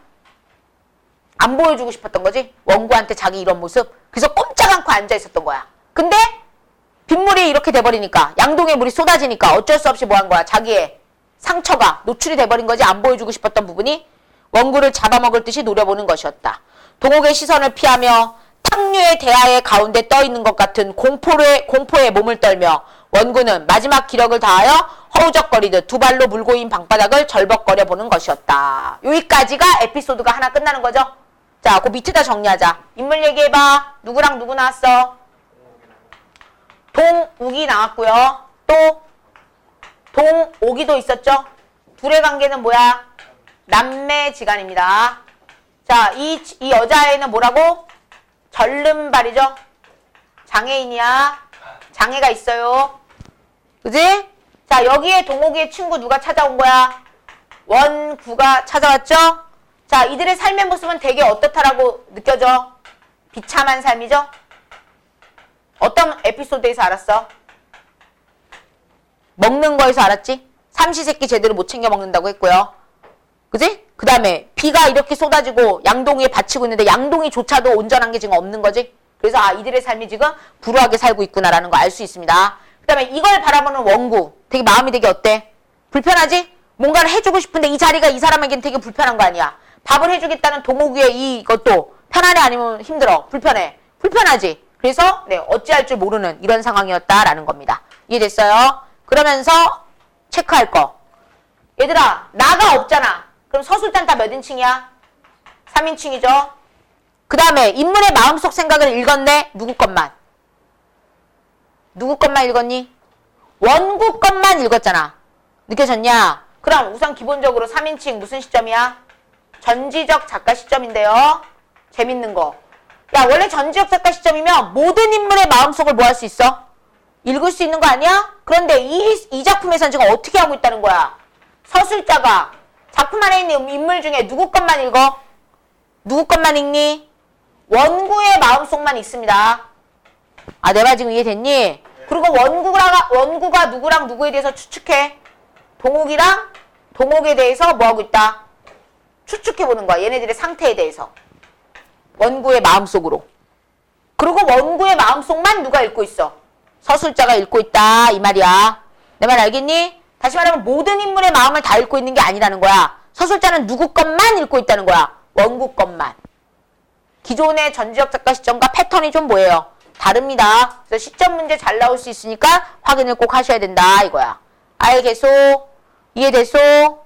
됐어. 그 다음 갑시다. 이제 중략 이후 두 번째 에피소드라고 보시면 되겠죠? 그 뒤로는 원구도 생활의 위협을 느끼기 시작했다. 생활의 위협에다 밑줄 긋니다. 원구도 점점 삶이 뭐해진다는 거야? 힘들어진다는 거죠? 불편해진다는 거죠? 어려움이 있다는 얘기입니다. 한 달 가까이나 장마로 놀고 보니 장마에다 밑줄 긋니다. 자, 무슨 배경이야? 계절감 느껴지죠? 여름에 장마 기간이었다 이 말이야. 자, 여름의 장마 기간 우리 생각해보자. 어때? 날씨 꿀꿀하고 끄급하고 분위기 어때? 안 좋지? 그런 상황이었다 이 말이야. 자연 시원치 않은 장사 미천을 그럭저럭 축내게 된 것이다. 장사 미천을 축냈다는 건 얘가 제대로 장사를 했어 못했어? 못했다 이 말이죠. 원구가 얻어있는 방도 지루한 비에 습기로 눅눅해졌대. 벗어놓은 옷가지며 이부자리에까지 곰팡이가 끼었어. 분위기 계속 어때? 육회 상쾌 발랄 명쾌함으로 가니? 못 가죠. 원구의 방조차도 누구네 집이랑 거의 비슷하게 됐어. 동욱 남매의 집이랑 비슷한 상황이 됐다 이 말입니다. 불우함의 연속이야. 그의 마음속에까지 곰팡이가 스미는 것 같았다. 이런 날, 이런 음산한 방에 처박혀 있자니 동욱과 동욱의 일이 자연 무겁고 우울하게 떠오르는 것이었다. 밑줄 긋니다. 누구 생각을 하게 됐다는 거야? 아니 내 방도 이렇게 난리가 났는데 너무 우울한데 우울감이 느껴졌어. 얘네들은 어떨까? 이렇게 생각했다는 거잖아. 그제? 그럼 동욱 남매에 대한 뭘 느껴? 이게 뭐야? 연민이지? 이런 내 방도 지금 나도 상황이 이런데 얘네들은 어떨까? 걱정이 되기 시작하는 거지. 그제? 네, 연민입니다. 연민. 그래서 자연 무겁고 우울하게 떠오르는 것이었다. 밑에다가 연민 이렇게 딱 써주세요. 자, 점심때가 거의 되었어요. 원구는 퍼붓는 비를 무릅쓰고 집을 나섰어요. 누구한테 찾아가는 거야? 동욱 남매한테 가는 거죠. 오늘은 동욱이랑 마주 앉아 곰팡이 쓴 속을 씻어내리며 동욱이도 위로해줘야겠다 생각하고 원구는 술과 통조림을 사들고 찾아갑니다. 한잔하자고. 낡은 목조 건물은 전과 마찬가지로 쓰러질 듯이 빗속에 서 있었어. 유리 없는 창문에는 거적도 그대로 드리워 있어. 그러나 동욱이 하고 원구가 불렀을 때 곰처럼 마루로 기어나오는 사나이는 동욱이가 아니었다. 사나이는 동욱이가 아니었다에다가 밑줄 긋습니다. 그럼 뭐야? 다른 사람들이 이 집에 뭐하고 있어? 살고 있다는 얘기죠? 오케이. 거기 사나이는 동욱이가 아니었다에다 밑줄 그시고 동욱 남매는 이곳을 떠남이라고 써줘. 여기에 더 이상 없다는 얘기죠. 이 집에 살던 젊은 남녀는 어디 갔냐는 원구의 물음에 우락부락하게 생겼으되 맺힌 데가 없이 어딘가 허술해 보이는 40 전후의 그 남자는 아하! 당신이 정모라는 사람이에요? 하고 대답 대신 혼자 머리를 끄덕끄덕하는 것이었다. 원구가 재차 묻는 말에 사나이는 자기가 이 집 주인이노라 하고 나서 동욱이는 외출한 채 소식 없이 돌아오지 않게 되었고 가출했다는 얘기죠? 집을 나가서 돌아오지 않아. 가출이야. 그 뒤 동욱 역시 어디로 가버렸는지 모르겠다는 것이었다. 여기는 어디로 갔는지 아예 모르겠대. 동욱이가 안 돌아오는지는 열흘이나 되었고 동욱이는 바로 2, 3일 전에 나갔다라고 해서 남매에 대한 뭐를 알려줬어? 정보를 알려줬죠. 이해됐냐? 오케이. 그 다음 갑니다. 원구는 더 무슨 말이 없이 서 있었다. 한 손에 보자기 꾸러미를 들고 한 손으로는 우산을 받고 선 채 원구는 사나이의 얼굴만 멍하니 바라보는 것이었다. 원구는 그대로 발길을 돌려 몇 걸음 걸어가다가 되돌아와서 보자기에 싼 물건을 끌러 주인 사나이에게 주었어. 뭐랑 뭐가 있었지? 통조림하고 술. 좋습니다. 이거 원 하면 주인 사나이는 대뜸 입이 해에 벌어졌어. 좋았죠? 그리고는 자기 옆편네와 아이들이 장사 나갔기 때문에 점심 한 그릇 대접할 수는 없으나 좀 올라와 담배라도 피우고 가라고 권하는 것이었다. 나름 이제 성의를 보이는 거지. 왜 받은 게 있으니까. 그걸 답례로 아유 점심은 차려드리기 좀 어렵고 담배라도 한 대 피우고 가세요. 이렇게 했다는 거야. 무슨 재미로 쉬어가겠느냐며 원구가 돌아서려니까 주인은 잠깐만 하고 불러세우고 나서 대단히 죄송하게 되었노라고 하며 사실은 진실을 얘기하네. 동욱이가 정 누구라고 하는 분이 찾아오면 전해달라고 편지를 맡기고 갔는데 간수를 잘못해서 아이들이 찢어 없앴다는 것이다. 그럼 이제 더 이상 연락할 방법이 있어 없어? 없죠? 네, 그래서 아이들이 찢어 없앴다는 것이다. 에다가 밑줄 상실감 써줍니다. 그래도 아무 말을 않고 멍하니 서 있는 원구를 주인 사나이는 무한한 눈길로 바라보며 동욱이는 아마 10중 8구 군대에 끌려나갔을 것이라고 하고 군대에 끌려나갔을 거다. 밑줄 거. 선생님 아까 살짝 얘기했네. 이 작품의 시대 배경은 모 중이라고 그랬어. 모 중. 6.25 전쟁 중이야. 그러면 이런 민간인들이 있으면 전쟁에 필요한 사람이다 싶으면 뭐해? 잡아간다는 거지. 니네 혹시 태극기 날리면한 영화 봤니? 엄청 옛날 영화인데. 거기에 누구 나오지? 장동건이랑 원빈. 둘이 형제거든? 근데 길 가다가 기차에 막 태워. 군인 데려가려고. 그래서 장동건이 자기 동생이랑 같이 가겠다고 따라가는 그런 장면들이 막 나오거든. 장동건이 거의 동생을 위해서 막 목숨을 다 바치죠. 그래서 남한에도 북한에도 사상적으로 남북을 선택한 게 아니야. 그냥 자기 동생 지키기야.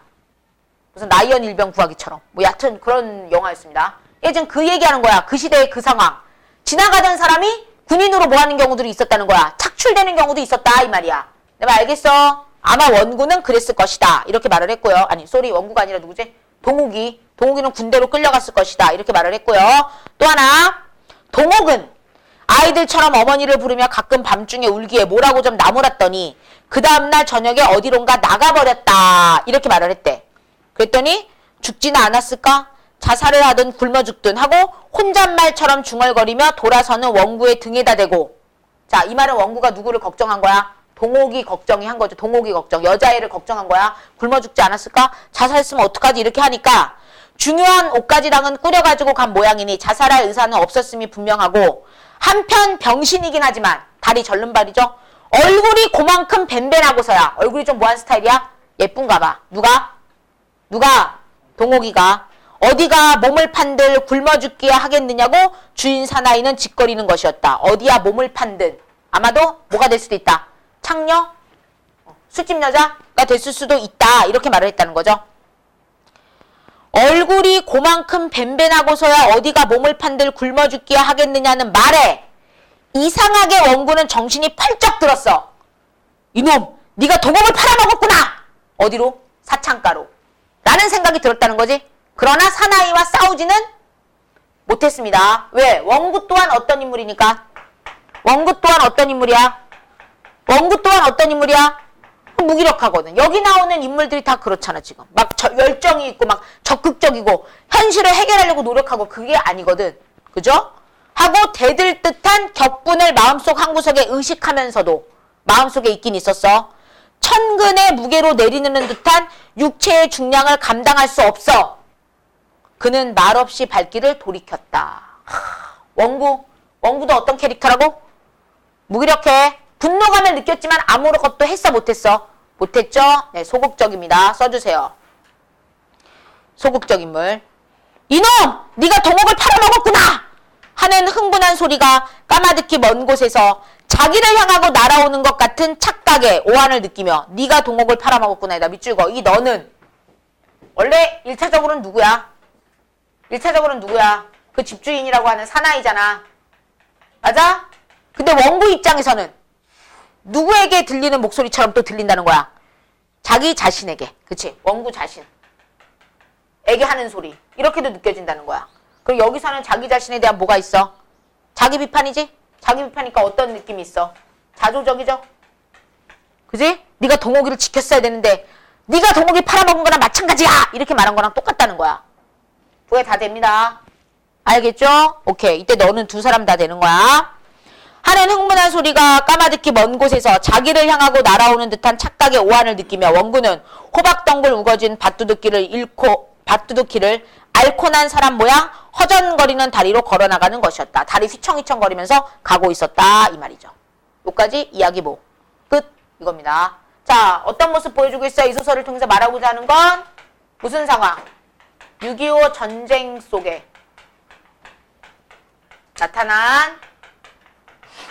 나타나는 비참한 삶의 모습을 보여주고 있죠. 이 비참함을 강조해주기 위해서 어떤 소재를 이용했어? 장마. 끝이지 않습니다. 되게 어두운 분위기. 이게 비극을 강조한다. 비극적인 요소를 강조하는 역할을 합니다. 내 말 알겠니? 그 다음 시점 얘기해봐. 시점은 어느 시점 썼어? 아까도 얘기했지만 너무 중요해. 전지적 작가 시점이긴 한데 누구의 마음만 읽어? 원구의 마음만 읽죠? 그래서 우리가 뭐라고 말해? 이렇게 말하죠. 특정 인물의 심리를 중심으로 한다. 인물이 여러 명이 나오지만 실제 서술자가 마음을 읽고 있는 인물은 누구밖에 없다는 거야. 특정 인물. 여기선 누구? 원구. 현대소설에서는 이런 작법이 많이 사용돼요. 모든 인물의 마음을 다 읽는 게 아니야. 고전과 달라요. 이것도 꼭 기억을 하셔야 됩니다. 알겠지요? 그 다음 혹시 조금 특이한 거 못 느꼈어? 분명히 사나이랑 원구의 대화거든? 주고받는 말이잖아. 그지? 뭐가 없니 근데? 큰 따옴표가 없죠? 다시 말하면 뭘 안 써? 문장 부호를 쓰지 않습니다. 자, 그럼 이렇게 문장 부호를 쓰지 않았을 때 어떤 효과가 있을까? 한번 고민해 볼게. 얘들아, 말을 주고받을 때 이렇게 따옴표에 넣잖아? 그지? 네가 동옥이를 팔아넘긴 거지? 동옥이는 어디 갔습니까? 아예 죽지는 않았을 거예요. 이렇게 하잖아? 그러면 이 말이 서로 주고받는 상황에 우리 눈앞에서 마치 뭐하는 느낌이 있는 거야? 펼쳐지는 듯한 뭘 줘? 생동감, 현장감을 주는 거야. 지금 우리 눈앞에서 펼쳐집니다라는 현장감을 우리한테 주는 거야. 우리 보러 바로 그 대사를 직접 느껴보다 이거지. 근데 이게 지금 있어 없어? 없지. 문장보호를 안 썼잖아. 그럼 문장보호를 안 썼다는 얘기는 이런 현장감과 생동감을 없애는 거야. 그래서 어떤 분위기를 더 줘? 무기력하고 우울한 분위기를 더 주는 거야. 처지는 느낌을 준다는 거야. 아, 내 말 지금 이해돼? 그래서 이렇게 진술함으로써 비참한 분위기, 비참하고 우울한 분위기를 오히려 더 느끼게 한다. 분위기를 조성하고 있다. 이 말이죠. 이런 걸 배제시키는 거야. 막 살아 움직이는 느낌, 우리 눈앞에서 펼쳐지는 느낌, 이런 걸 없애버리는 거야. 그래서 더 가라앉게, 더 우울한 느낌을 주게끔 만들었다라는 겁니다. 알겠나요? 네, 그렇게 네, 기억을 하시면 되겠습니다. 됐습니다. 아까도 얘기했지만 페이지만 봐도 되게 우울하지 않니? 글자가 그냥 빼곡하게 그냥 다 어떻게 돼 있어? 쫙 연결돼 있습니다. 크게 봤을 때 중략 기준으로 에피소드 몇 개라고 볼 수 있어? 2개로만 분류하시면 됩니다. 다른 커다란 사건 우선 없습니다. 현대소설 읽을 때 항상 케이스 바이 케이스라고 그랬어. 아, 이 상황에서 말하고자 하는 건 이런 의미겠구나. 이렇게 잡아내시면 되는 겁니다. 알겠죠? 자, 되셨으면 넘겨봅니다. 문제풀이 가보겠습니다. 1번 보세요. 188쪽이에요. 자, A에 대한 설명으로 가장 적절한 걸 골라주세요. 그랬습니다. 아까 우리 A 했죠? 요 부분. 여기. 그지? 막 비 떨어지고 요런 부분. 배경을 알려주면서 무슨 분위기? 우울하고 불우하고 비극적 분위기를 먼저 조성해주고 있죠? 그걸 설명하고 있는 거 골라야겠네. 1번 봅니다. 현재형 진술을 활용하여 사건들을 묘사할 때, 사건 묘사는 아니지, 배경 묘사라고 해야 되고요. 현장감 부여는 좀 관계없죠? X. 2번, 과거 현재 대비는 아예 없었죠? X. 감각적 심상으로, 감각적 심상, 이거 뭐 느껴져? 빗줄기 소리, 청각 이미지 있죠? 특정한 공간 묘사했다. 맞습니까? 지배적인 분위기를 환기, 지배적 분위기를 만들어주고 있대. 어떤 분위기? 이런 거, 우울하고 비극적인 느낌. 맞네. 답 몇 번이야? 3번 되겠죠. 이해됐죠? 네. 자, 2번 문제 바로 갑니다. 2번 문제, 기억에서 미음에 대한 설명이거든. 기억에서 미음은 다 뭐야? 일종의 어구풀이죠? 근데 얘가 앞뒤 문맥에서의 상징적 의미가 있었습니다. 자, 기억을 뭐로 보겠대? 기억이라는 판단에는 자신을 향한 동옥의 관심을 불편한 것으로 간주하는 원구의 거부감이 있대. 기억이 뭐였는데? 무의미한 대자. 어떻게 앉아 있어야 될지 모르겠다라는 건데, 이거는 동옥이가 자기한테 관심 있는 것 같아서 불편한 거야? 아니면 그냥 이 자리가 불편한 거야? 이 자리, 이 상황이 불편한 거죠? 그러면 동옥의 관심, X입니다. 동옥은 원구에게 관심을 보이지 않아요. 관심을 안 보이니까 오히려 더 지금 불편하지. 남의 집에 와 있는데 아무도 신경 안 써주니까 더 불편한 거 아니야. X입니다. 두 번째, 니은은 상황의 회피를 위해 떠올린 행동들이 부자연스러운 것이라고 여기는 원구의 답답함이 들어가 있다. 확인해볼까? 자, 일종의 비약이라고 말돼 있죠? 뭐 하는 거? 밖에 나가서 풍로에 부채질하는 것도 오히려 뭐다? 이 상태로는 일종의 비약이다. 너무 오바된 행동이다. 이렇게 보고 있는 거죠? 그러면 설명돼 있는 거, 부자연스러운 행동이다라고 표현한 거. 맞아, 틀려? 맞죠? 네, 이게 행동에 대한 의미 제대로 부여한 거네. 답 몇 번이 돼야 되겠어? 몇 번이야? 2번이죠. 얘들아, 문학은 인간의 마음속 상태를 얘기하는 거야. 앞뒤 상황, 이런 상황에서 얘가 이런 마음을 먹었대. 혹은 이런 상황에서 이런 말을 했대. 그 말을 하는 상황과 심리를 여러분이 정확하게 파악하는 게 핵심이다. 이렇게 이해하셔야 됩니다. 알겠나요? 네, 됐습니다. 답은 그래서 2번이었습니다. 자, 넘어가서 3번 문제. 적절하지 않은 거 고르는 거죠? 자, 갑니다. 1번 보세요. 독이 오른 눈초리로 바라보는 동옥의 시선은 사성 드세요. 동옥의 눈빛이 막 그냥 이글이글 막 살기가 있다는 거죠? 뿌리 뽑힌 살도로 인해 타인을 경계하는 전후 세대의 불행한 상황이다. 전쟁 후의 세대의 불행한 상황을 얘기하는 것이다. 타인을 경계하는 모습이다. 가능합니까? 네, 가능하죠? 오. 근데 왜 전후 세대라고 표현했지? 정확하게 말하면 전쟁을 모한 사람들, 겪은 사람들의, 이렇게 말해도 더 맞거든? 약간 선택지가 조금 잘못되어 있긴 한데, 네, 우선 맞는 말로 보겠습니다. 두 번째, 마음속에까지 곰팡이가 스미는 것 같았다는 사성긋이고요. 이 원구의 내면은 사성긋이고요. 습기로 눅눅해진 방에서 힘겨운 삶을 살아가는 원구에 자기 연민이 들어가 있다. 자기 자신을 좀 불쌍하게 보는 그런 방식이다. 가능합니까? 안 되니? 나쁘지 않죠? 자기 마음도 네, 불편해지는 상황이다. 이렇게 표현했습니다. 됐어요? 네, 맞죠? 3번 갑니다. 술과 통조림을 사들고 동옥남매를 찾아가는 원구의 행위는 사성급입니다. 작품 내용이죠? 같은 처지에 있는 소외계층에 대한 연민의 태도다. 맞습니까? 그러죠? 불쌍히 여기고 있죠. 4번. 동옥 역시 어디로 가버렸는지 모르겠다는 주인 사나이의 말에서 사선 작품 내용이야. 자, 의미 부여됩니다. 소외된 사람들이 더욱 큰 불행에 노출되고 있는 전후의 현실에 대한 문제의식을 떠올릴 수 있다. 맞죠? 그 다음 5번 갑니다. 원구를 향한 주인 사나이의 무한한 눈길은 사선 드시고요. 슬픔의 상황에 놓여있는 인물을 보고 그 자신도 함께 슬픔을 느끼게 되는 인물의 연대의식. 지금 사나이가 원구에게 같은 연민을 느끼면서 연대의식을 느끼는 거냐? 전혀 아니죠. 여기서 사나이는 약간 좀 뭐해? 부정적인 느낌으로 나오고 있죠? 왜? 어떤 느낌? 동욱이를 뭐해버린 나쁜 새끼. 사창가에 팔아먹은 나쁜 새끼. 이런 느낌으로 지금 나오고 있는 겁니다. 근데 뭘 연대의식이 느껴져? 전혀 관련 없죠. 틀린 말 몇 번으로 가야 돼? 몇 번이야? 네, 5번으로 네, 이해하시면 됩니다. 자, 이어서 4번 문제 가겠습니다. 원구의 착각에 대한 설명으로 가장 적절한 걸 골라라 그랬어. 자, 착각이 들어가 있는 앞뒤 문맥 조금 볼까요? 착각이라는 단어가 네, 착각이 우리한테 나오고 있죠. 자, 착각이라고 말하는 상황이 어떤 상황에서 느끼는 착각이었어? 원구가 느끼는 착각? 맨 끝에 있었잖아. 어떤 거? 네가 동욱을 팔아먹었구나! 이런 게 마치 누구를 향해서 날아오고 있는 착각처럼 느꼈어. 자기를 향해서 날아오고 있다라는 것처럼 느꼈죠. 그럼 이 말은 자 1번 갈까요? 주인 사나이의 관심과 배려를 접하고 느낀 감동이야? 전혀 관련 없죠. X. 2번 갑니다. 동욱을 지키지 못한 동욱을 원망하는 거야? 아니 오히려 자기 자신을 원망하는 거지. 그지? X. 더 관심을 갖고 동욱을 돌봐주지 못해서 생긴 회한이다. 후회와 한스러움이다. 맞아 틀려? 이게 제일 비슷하겠네. 답 몇 번이야? 3번. 네, 이렇게 보시면 됩니다. 이해됐습니까? 오케이. 자, 실판 봅니다. 이거 비 오는 날이라는 이 소설에서 여러분이 가장 중요하게 봐야 되는 것 중에 하나는 이거야. 작품의 전반적인 분위기를 뭐를 통해서 다 보여주겠다는 거야. 배경을 통해서. 계속 뭐가 내려? 비가 내립니다. 그치지 않아요. 그래서 우울하고 불우한 느낌을 처음부터 끝까지 지속적으로 유지하고 있다는 거지. 알겠냐? 자, 요거랑 비슷했던 소설. 지난주에 했던 사하촌 기억나? 거기는 계속 뭐였어? 가뭄.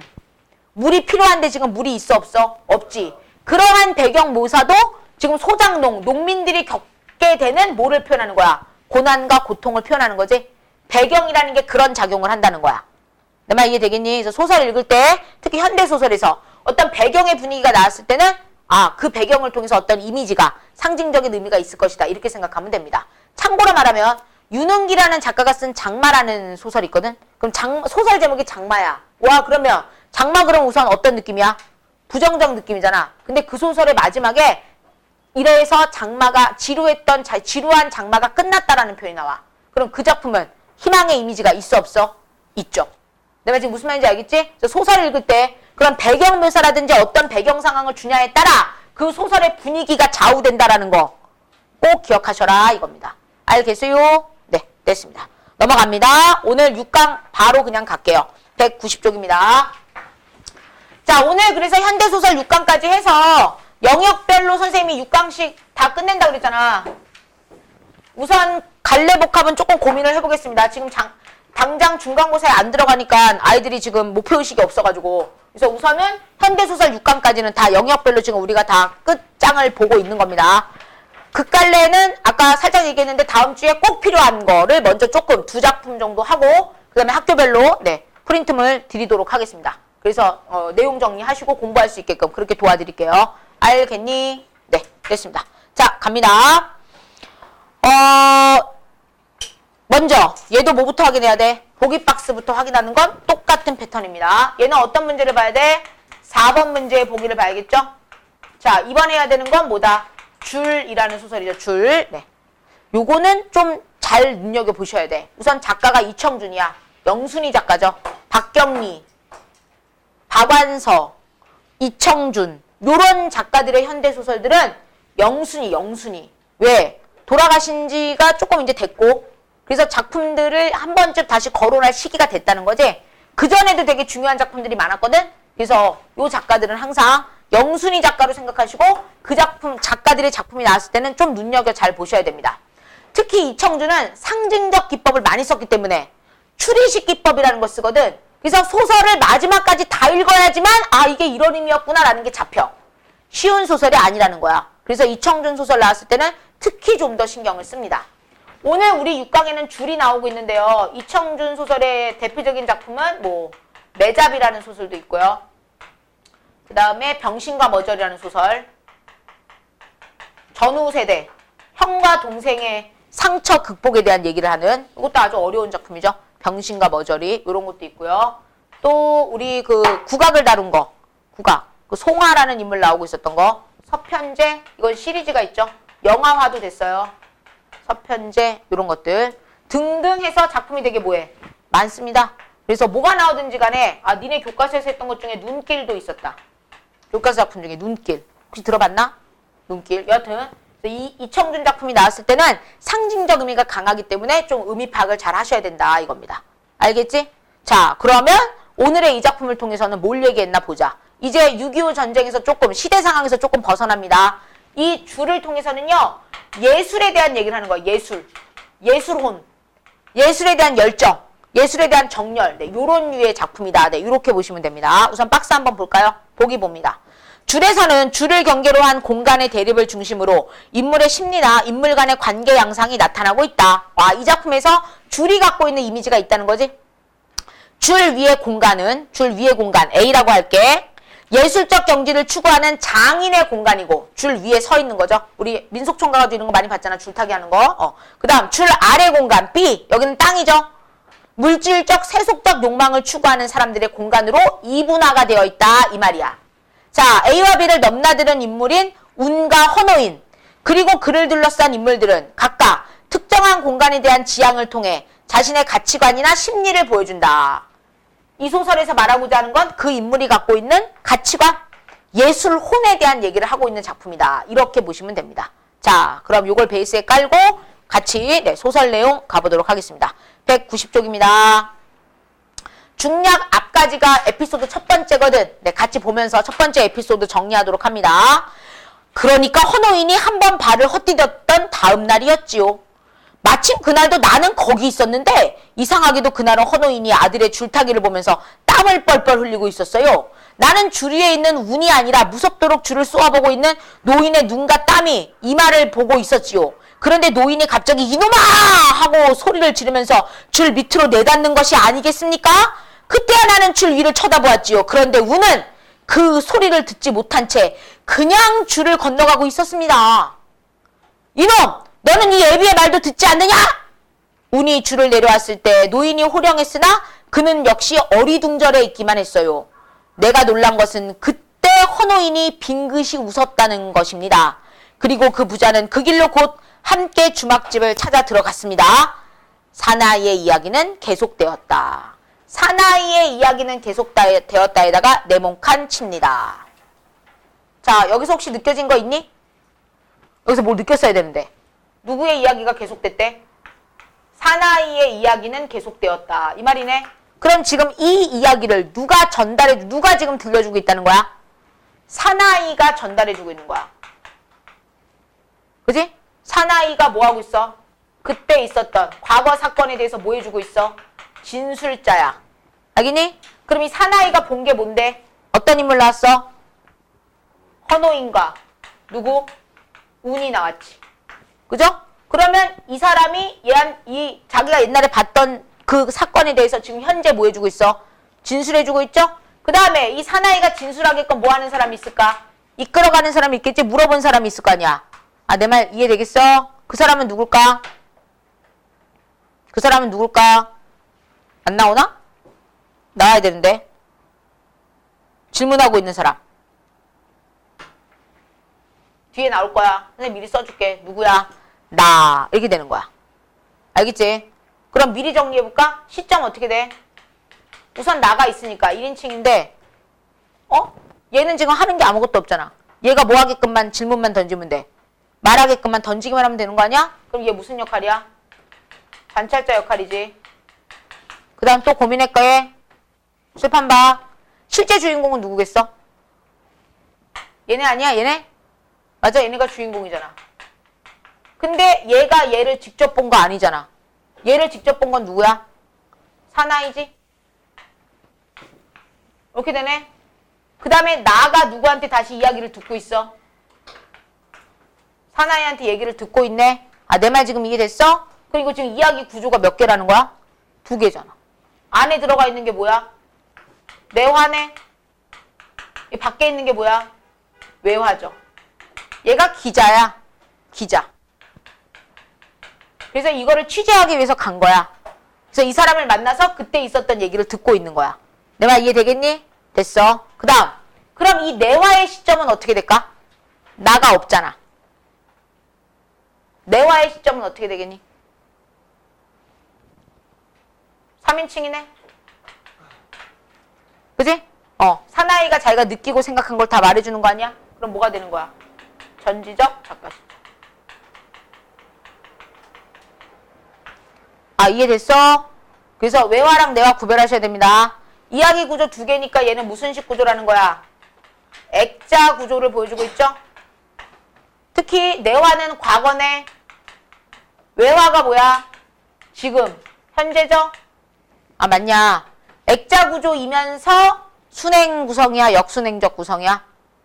현재에서 시작해서 과거 이야기로 들어갔잖아. 메인 사건은 과거잖아. 이 경우는 순행이야? 역순행이야? 역순행으로 보셔야겠죠? 액자라고 해서 무조건 순행 아닙니다. 고전소설 구운몽 같은 경우에는 꿈속에 들어가고 꿈에서의 사건이 벌어지고 꿈에서 깨잖아. 시간 순서대로 발생한다고. 그런 건 순행이야. 똑같은 액자라도. 근데 이 경우는 역순행이죠? 왜? 시간이 아예 현재에서 어디로 가버리니까. 과거로 들어가 버리니까. 아, 이해돼? 안 돼? 됐어? 됐어. 오케이. 이렇게 기억합니다. 그 다음에 이야기 구조가 여러 개일 때는 각각 이야기마다의 시점도 고민을 하세요. 오케이? 오케이. 됐습니다. 자, 이제 내용 갑니다. 아, 참. 오케이. 그 다음에. 자, 사건. 사건은 뭐가 있었어? 헌호인이 줄 위에 올라가 있는 운을 버럭 불렀잖아. 야, 이놈아! 근데 얘가 못 들었지. 얘가 이거 못 들은 건 지금 무슨 상태에 얘가 이런 거야? 왜 못 들어? 줄 위에 올라가서? 왜 못 들어? 아버지가 그렇게 큰 소리 불렀는데? 너무나 뭐해서? 집중해서. 그럼 얘 지금 어느 경지에 이르렀어? 어떤 줄타기의 예술적 경지에 이른 거지? 그래서 헌호인이 뭐 했어? 그 대답을 들었을 때 땅에 내려왔을 때 물었잖아. 너는 이 애비가 부르는데 왜 대답도 안 하냐 했더니 못 들었는데요. 그 말 들었을 때 오히려 헌호인이 뭐 했어? 빙긋이 웃었잖아. 원했던 대답인 거지. 아, 이 새끼가 드디어 통달했구나. 이르렀구나. 이걸 느낀 거 아니야. 아, 내 말 이해됐니? 그러면 헌호인 입장에서 이제 자기 아들을 후계자로 인정하겠네. 자리 물려줘도 되겠네. 그럼 헌호인은 이제 어떻게 하고 싶을까? 가장 아름다운 모습으로 존엄사를 하고 싶으신 거지 지금. 그지? 그런 걸 우리가 뭐라 그래? 일종의 장인의식, 예술혼 이렇게 말하는 겁니다. 둘 다 똑같아요. 자, 가볼게요. 자, 내용 갑니다.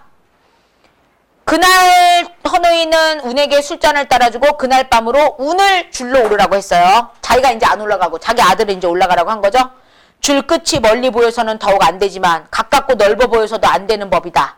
그 줄이라는 것이 눈에서 아주 사라져버리고 줄에만 올라서면 거기만의 자유로운 세상이 있어야 하는 게야.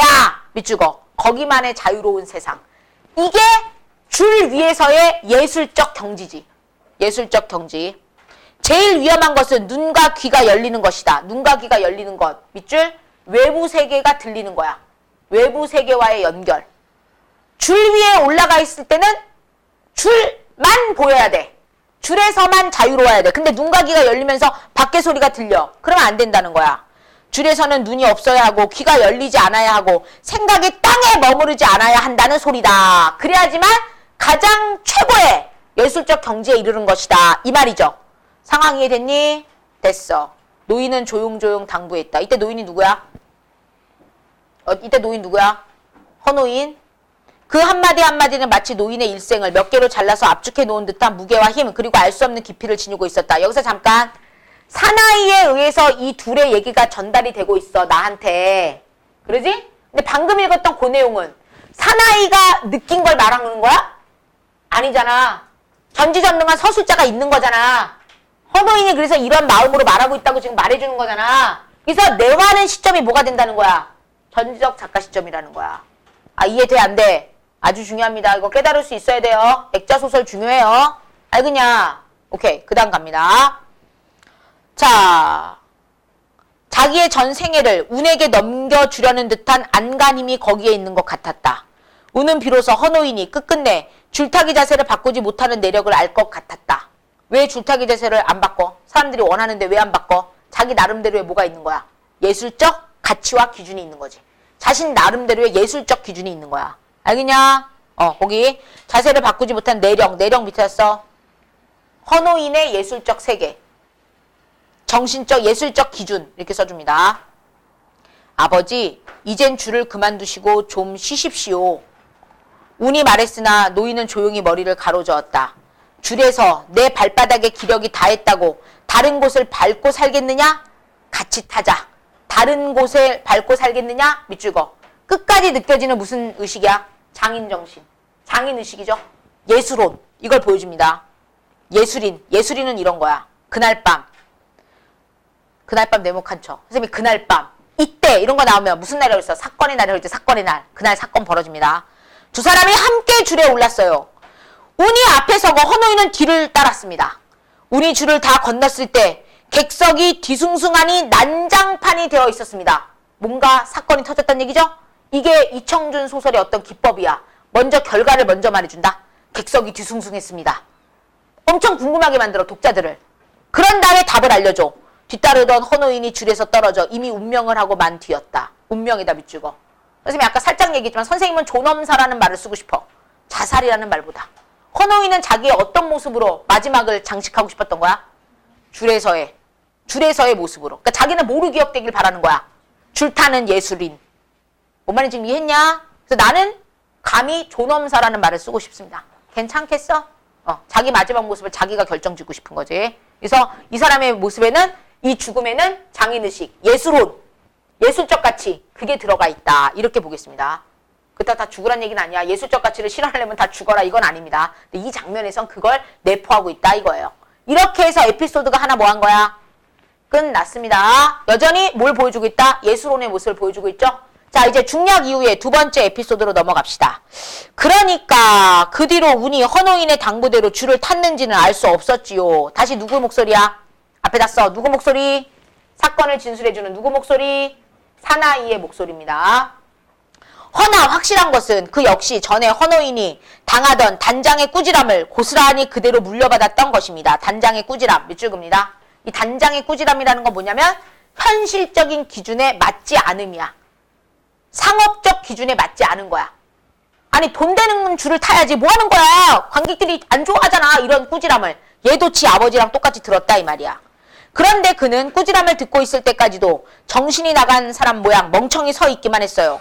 나중에는 단장도 그런 운을 나무랄 수가 없게 되었어요. 활동사진이라는 것이 갑자기 성하지 않았습니까? 활동사진 네모칸 쳐. 시대어휘죠? 영화가 나오기 시작했다는 거야. 활동사진 시대어휘야. 그쪽에 손님을 다 빼앗기고 나니 우리는 거렁뱅이가 될 판이었습니다. 예능인들이. 예술하는 사람들이 다, 줄타는 사람들이 다 이제 그 집가 되게 될 상황이다 이 말이죠. 그런데 단장이 그래도 그 중에 나왔습니다. 생각하다가 짜낸 것이 결국 구경꾼의 흥을 더 돋궈줘야 한다는 것이었어요. 당연한 이야기죠. 그래 그 방편으로 제일 적합한 것이 운이었습니다. 운에다 밑줄거. 줄타기였다 이 말이지. 줄을 그전보다 2배, 3배로 높이 매달았습니다. 헌호인은 여느 광대보다 높이 줄을 탔기 때문에 가설극장의 천장, 포장까지 걷어내야 했지만 이번에는 거기에 비교가 안 될 정도였어요. 무지하게 높이 올렸다는 거죠. 우리는 그런 식으로 C읍까지 왔었습니다. 그땐 가을이었지요. 이러면서 구경꾼들을 조금 모아서 흥행을 조금 일으켰다. 이런 개념이야. 그런데 C읍에서 어느 날 밤 네모칸. 또 왜 네모칸 치라고 셈이 할까? 무슨 날?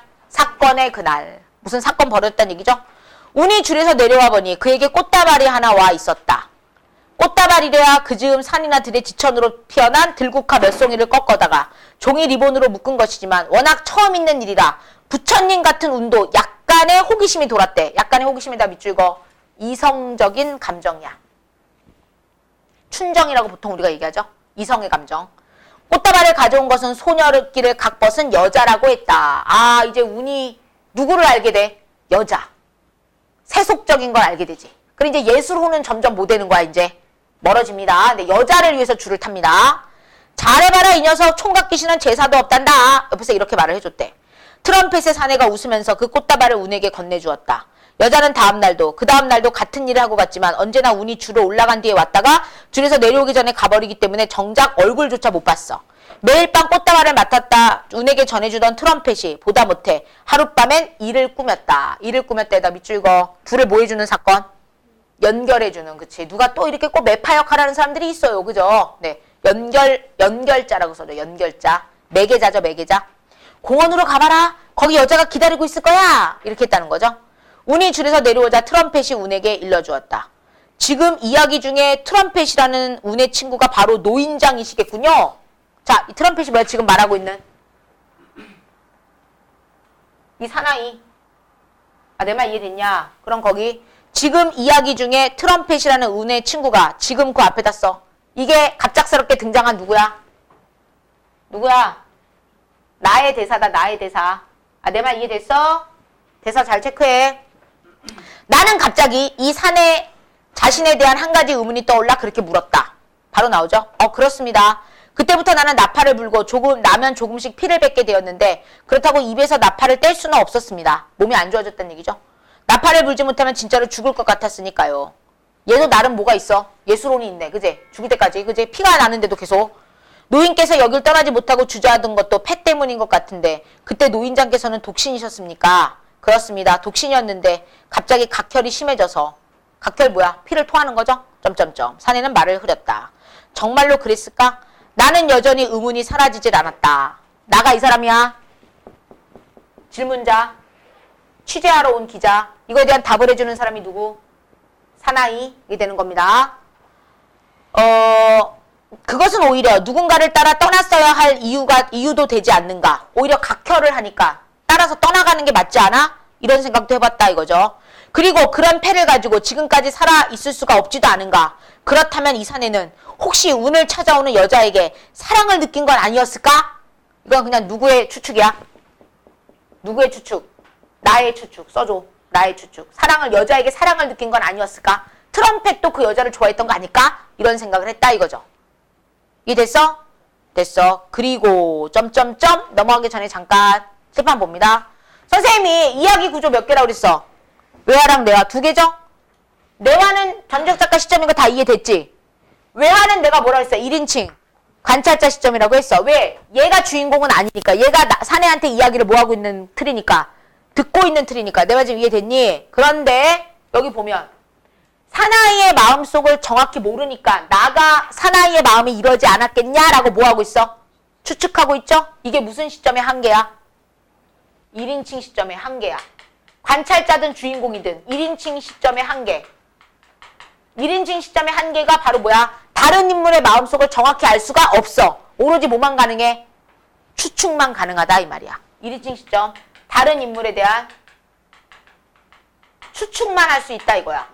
1인칭 시점은 온전히 누구 것만 말할 수 있어? 내 것만, 내 마음속만 정확히 말할 수 있어. 주인공이든 관찰자든. 알아둡니다. 알겠지? 시점 문제는 당연히 나오는 문제니까 꼭 기억하셔야 돼요. 계속 갈게요.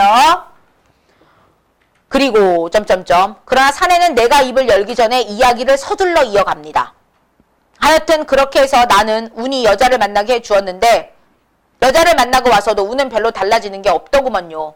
그런 일이 한 일주일쯤 계속됐죠. 그런데 갑자기 운이 줄 위에서 재주를 피우기 시작했어요. 재주를 피우기 시작했어요. 내가 밑줄 그어. 누가 원하는 대로 했어. 단장이 원하는 대로. 뭐가 됐어? 상업적 행위. 세속화가 된 거죠. 이유는 누구 때문에? 여자를 알게 되면서. 여자에게 뭔가 만족감을 주기 위해서. 이 남자가 이렇게 바뀐 겁니다. 단장이나 구경꾼들은 무척들 좋아했지요. 하지만 나는 옛날 헌호인의 실수를 기억하고 있었던 만큼 그게 불안했습니다. 몇 번씩 그런 재주 같은 동작을 하고 줄을 내려온 운은 유독히 땀을 많이 흘리고 있었고 단장의 칭찬에도 넋 나간 눈만 하고 있었거든요. 그런 나의 생각이 옳다고 단정할 수는 없었지만 그렇게 생각할 수밖에 없는 일이 있었어요. 운이 자꾸 기와 눈을 때리면서 기와 눈에다 밑줄 그어. 기와 눈이라는 게 어디 세계랑 연결되는 거야? 외부의 세계, 그죠? 외부 세계. 여기서는 줄 위에서의 자유로운 세상이 아니라 외부 세계랑 연결된다라는 이미지니까 외부 세계랑 연결된다는 건 뭐를 추구하겠다는 뜻이야? 세속적 가치. 이게 됐다는 거야. 때리면서, 그래서 귀와 눈을 때리면서 무언가 혼잣소리 중얼거리곤 하는 거예요. 자신을 몹시 못 견뎌 하는 얼굴이었지요. 아마 운의 그 다음 행위도 별로 긍정적일 것 같지 않지? 어떻게 했나 봐. 뒷부분 줄거리. 어느 날 공연이 끝난 후에 우는 공원에서 여자를 다시 만난다. 우는 여자에게 더 이상 사랑하지 않는다는 말을 듣고 단장에 가서 다시 한번 줄을 타겠다고 했거든. 다시 줄을 탄 우는 뭐 했어? 사망. 죽음으로 이릅니다. 자, 이때 운의 죽음은 무슨 의미가 있을까? 얘는 예술적 가치를 위해서 죽은 게 아니죠. 여자에게 무슨 말을 듣고? 사랑하지 않는다라는 말을 듣고 나는 그 여자에게 잘 보이기 위해서 세속적인 걸로 전환했잖아. 근데 그 여자가 난 이제 사랑하지 않는다 라는 그 말을 딱 듣는 순간 모든 걸 다 뭐 한 거야? 잃어버린 거지? 그래서 뭘 선택한 거야? 죽음을 선택한 그런 죽음입니다. 그래서 거기 마지막에 떨어져 죽는다 부분에 쓸까? 가치 상실. 자기가 추구해야 되는 가치를 상실한 거야. 추구해야 되는 가치의 상실. 그래서 뭘 선택할 수밖에 없었어? 죽음. 그지? 사람은 어떨 때는 목표의식이 있어야지만 삶의 원동력이 생겨. 막 열심히 살아야겠다는 생각이 들어. 근데 이 사람은 모든 걸 다 잃었지. 예술적인 거는 여자의 사랑을 선택하면서 이미 잃었고 그 여자가 자기를 사랑하지 않는다라는 그 말에 그거조차도 세속적인 것조차도 뭐 해버린 거야? 잃어버린 거지? 그래서 마지막 선택한 건 뭐라는 거야? 죽음이더라 이겁니다. 운의 죽음과는 헌호인의 죽음과는 의미가 좀 뭐해? 좀 다릅니다. 알겠나요? 네. 오케이. 여기까지입니다. 자, 이 작품을 통해서 말하고자 하는 주제는 뭐가 될까? 예술인의 장인 정신. 예술 혼과 열정을 보여주는 작품이었다. 이거 기억합니다. 아주 중요한 구조. 무슨 구조라는 거 꼭 기억해야 돼! 액자 구조. 액자 구조니까 이야기 흐름 몇 개? 2개. 내화도 있고 뭐도 있어? 외화도 있다라는 거 꼭 기억합니다. 당연히 액자 구조에서는 뭐가 메인 스토리야? 내화가 메인 스토리죠? 네, 그거 기억하시고요. 내화는 무슨 시점이었다는 거? 전지적 작가 시점이었다는 거 기억하시고 외화는 1인칭 시점이었다는 거 기억합니다. 알겠죠? 네. 그 다음에 에피소드가 나열되고 있던 거 기억하시면 됩니다. 됐어요. 넘어갑니다. 1번 문제부터 봅시다. 바로 나오죠? 서술상의 특징, 액자 소설과 관련된 문제입니다. 1번 볼까요? 현재 시제를 사용하여 인물의 내면을 생동감 있게 제시하고 있다. 네, 관련 딱히 없죠. 사나이의 진술을 통해서 느껴지고 추측하는 거지. 관련 없습니다. 배경을 상징적으로 형상화했다? 뭐 그렇게 볼 수는 없죠. X. 초점이 되는 인물들을 다수 등장시켜 시대적 현실을 입체감 있게 조명했다? 시대적 현실이 메인은 아니죠. X. 공간 이동의 경로 중요하지 않죠. 5번에 내화랑 외화의 서술자를 달리하는 액자식 구성을 통해 주인공의 행적을 밝히고 있다. 맞아 틀려? 맞죠. 서술자가 달라집니다. 그지? 오케이. 따라서 답 몇 번이야? 가장 적절한 거 5번으로 보시면 돼요. 2번 갑니다. 나와 사내에 대한 이해로 가장 적절한 거 1번 보자. 나는 사내가 각혈 때문에 독신으로 살 수밖에 없었을 것이라고 믿었다. 아니죠? 어떻게 생각했어? 아마 이 사내도 트럼펫 사내도 그 여자에게 마음이 있었을 것이다. 그래서 남아있었던 거야. 이렇게 봤죠? 두 번째 2번 나는 사내가 시읍에 남아있는 이유가 운을 찾아왔던 여자 때문이라고 짐작했다. 그러지? 삼각관계 남녀간의 가장 숙적, 연적 삼각관계 때문에 얘가 끝까지 남아있던 거야. 이렇게 보고 있는 거죠. 바로 나왔네 답이. 몇 번이야? 적절한 거 몇 번이야? 2번이잖아. 뭐 고민할 것도 없죠. 3번 갑니다. 어구풀입니다. 기억 미음에 대한 설명으로 가장 적절한 거 고르래. 1번 자신이 전수한 줄타기를 운이 따르지 않는 것에 대해 헌호인이 분노하고 있는 거다. 확인해봐. 이놈 애비 말도 안 듣느냐 이거. 전수하지 않은 것 때문에 제대로 안 하는 것 때문에 분노한 거야? 아니지. 헌호인 입장에서는 얘가 정말 제대로 하고 있는지 확인하는 작업이죠. X. 2번에 니은 헌호인이 줄타기를 하다가 발을 다치자 운이 헌호인의 줄타기 능력을 의심하는 장면이래. 확인해봐. 자세를 바꾸지 못하는 내력을 알 수 있었다. 전혀 관련 없죠. 세속적인 것과 타협하지 않는 헌호인을 알게 됐다. 이렇게 봐야 됩니다. X. 3번 디귿 줄을 타지 못하게 되는 상황이 오면 차라리 줄에서 죽음을 맞이하겠다는 헌호인의 생각을 암시하고 있다. 밑줄 디귿 느껴집니까? 느껴지네. 다른 곳을 밟고 살겠느냐? 다른 곳은 밟을 수 없다. 내가 살아야 될 곳은 어디라는 거야? 줄이다. 줄을 탈 수 없는 상황이 되면 이 사람은 생을 뭐 할 수도 있어. 나감할 수도 있다라는 그런 느낌을 주고 있죠. 답 몇 번이야? 3번으로 봅니다. 오케이. 나머지는 다 적절하지 않고요. 4번 갈게요. 자, 보기를 바탕으로 감상합니다. 자, 우리 보기 박스는 이미 확인했으니까 1번 볼까? 여자를 만난 뒤에 운이 줄 위에서 재주를 부리기 시작한 것에서까지 사선. 작품 내용이죠? 의미 부여합니다. 운은 B가 표상하는 세속적 욕망을 지향하는 인물로 바뀐 것이다. 맞아, 틀려? 맞죠? 아까 쌤이 얘기했잖아. 여자를 만나고 재주를 부린다는 건 세속적 가치를 추구하는 모습으로 이해하시면 된다 그랬죠? 오! 맞는 말. 두 번째. 헌호인의 가르침을 들은 운이 자신의 귀와 눈을 때린 것에서 사선급니다. 작품 내용이죠? 운이 A에서 예술적 경지를 추구하지 못하는 것에 대해서 자책하고 있는 거다. 눈과 귀를 때린다는 건 자꾸 외부 세계에 관심이 생기는 거니까 자책하는 모습. 맞아, 틀려? 맞죠? 3번. 운이 헌호인보다 줄을 더 높이 매달아 타려고 하는 것에서 자신의 A를 헌호인의 A보다 더 승화된 공간으로 만들고 싶어한다. 예술적 경지를 좀 더 승화시키고 하는 것이다. 맞아, 틀려? 틀렸지? 오히려 왜 높인 거야? 세속적인 가치를 실현하기 위해서. 세속적 욕망, 여자에게 잘 보이기 위한 그런 거였단 얘기죠. 따라서 이거는 적절한 설명이 아닙니다. 아까도 얘기했지만 헌호인의 죽음과 운의 죽음은 같은 의미로 보시면 안 돼요. 알겠지? 네, 그렇게 이해하시면 됩니다. 따라서 적절하지 않은 거는 답이 몇 번이야? 3번이겠네요. 4번도 확인해보자. 관객을 끌어모으려는 단장이 헌호인을 꾸지람한 것에서 단장은 A가 지닌 정신적 가치를 도외시하고 있다. 예술적 가치를 도외시했다. 맞죠?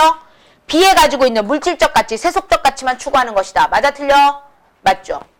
5번 갑니다. 줄에서는 생각이 땅에 머무르지 않아야 한다고 여기는 헌호인 생각에서 작품 내용이었죠? 헌호인에게 A는 예술적 경지를 추구하기 위해서 머물러야 하는 공간이라는 걸 강조하고 있는 것이다. 맞아, 틀려? 맞죠? 따라서 적절하지 않은 말 몇 번? 3번입니다. 이해됐습니까? 자, 오늘 진도는 기본적으로 여기까지 하겠습니다. 다음 시간에는요. 내일 말고 다음 주 토요일 얘기하는 거야. 문학 그 깔래 중에서 왜냐면 6월 교평을 준비도 해야 되니까 너무 진도 안 나가 놓으면 다 못 끝내거든. 그래서 5월 말까지 이거 수특 다 끝나야 돼. 그래서 6월 7일날 교평 시험 보지.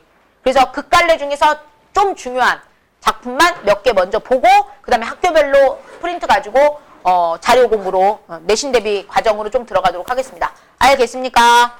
네, 오늘 수업은 여기까지 합시다. 수고했습니다.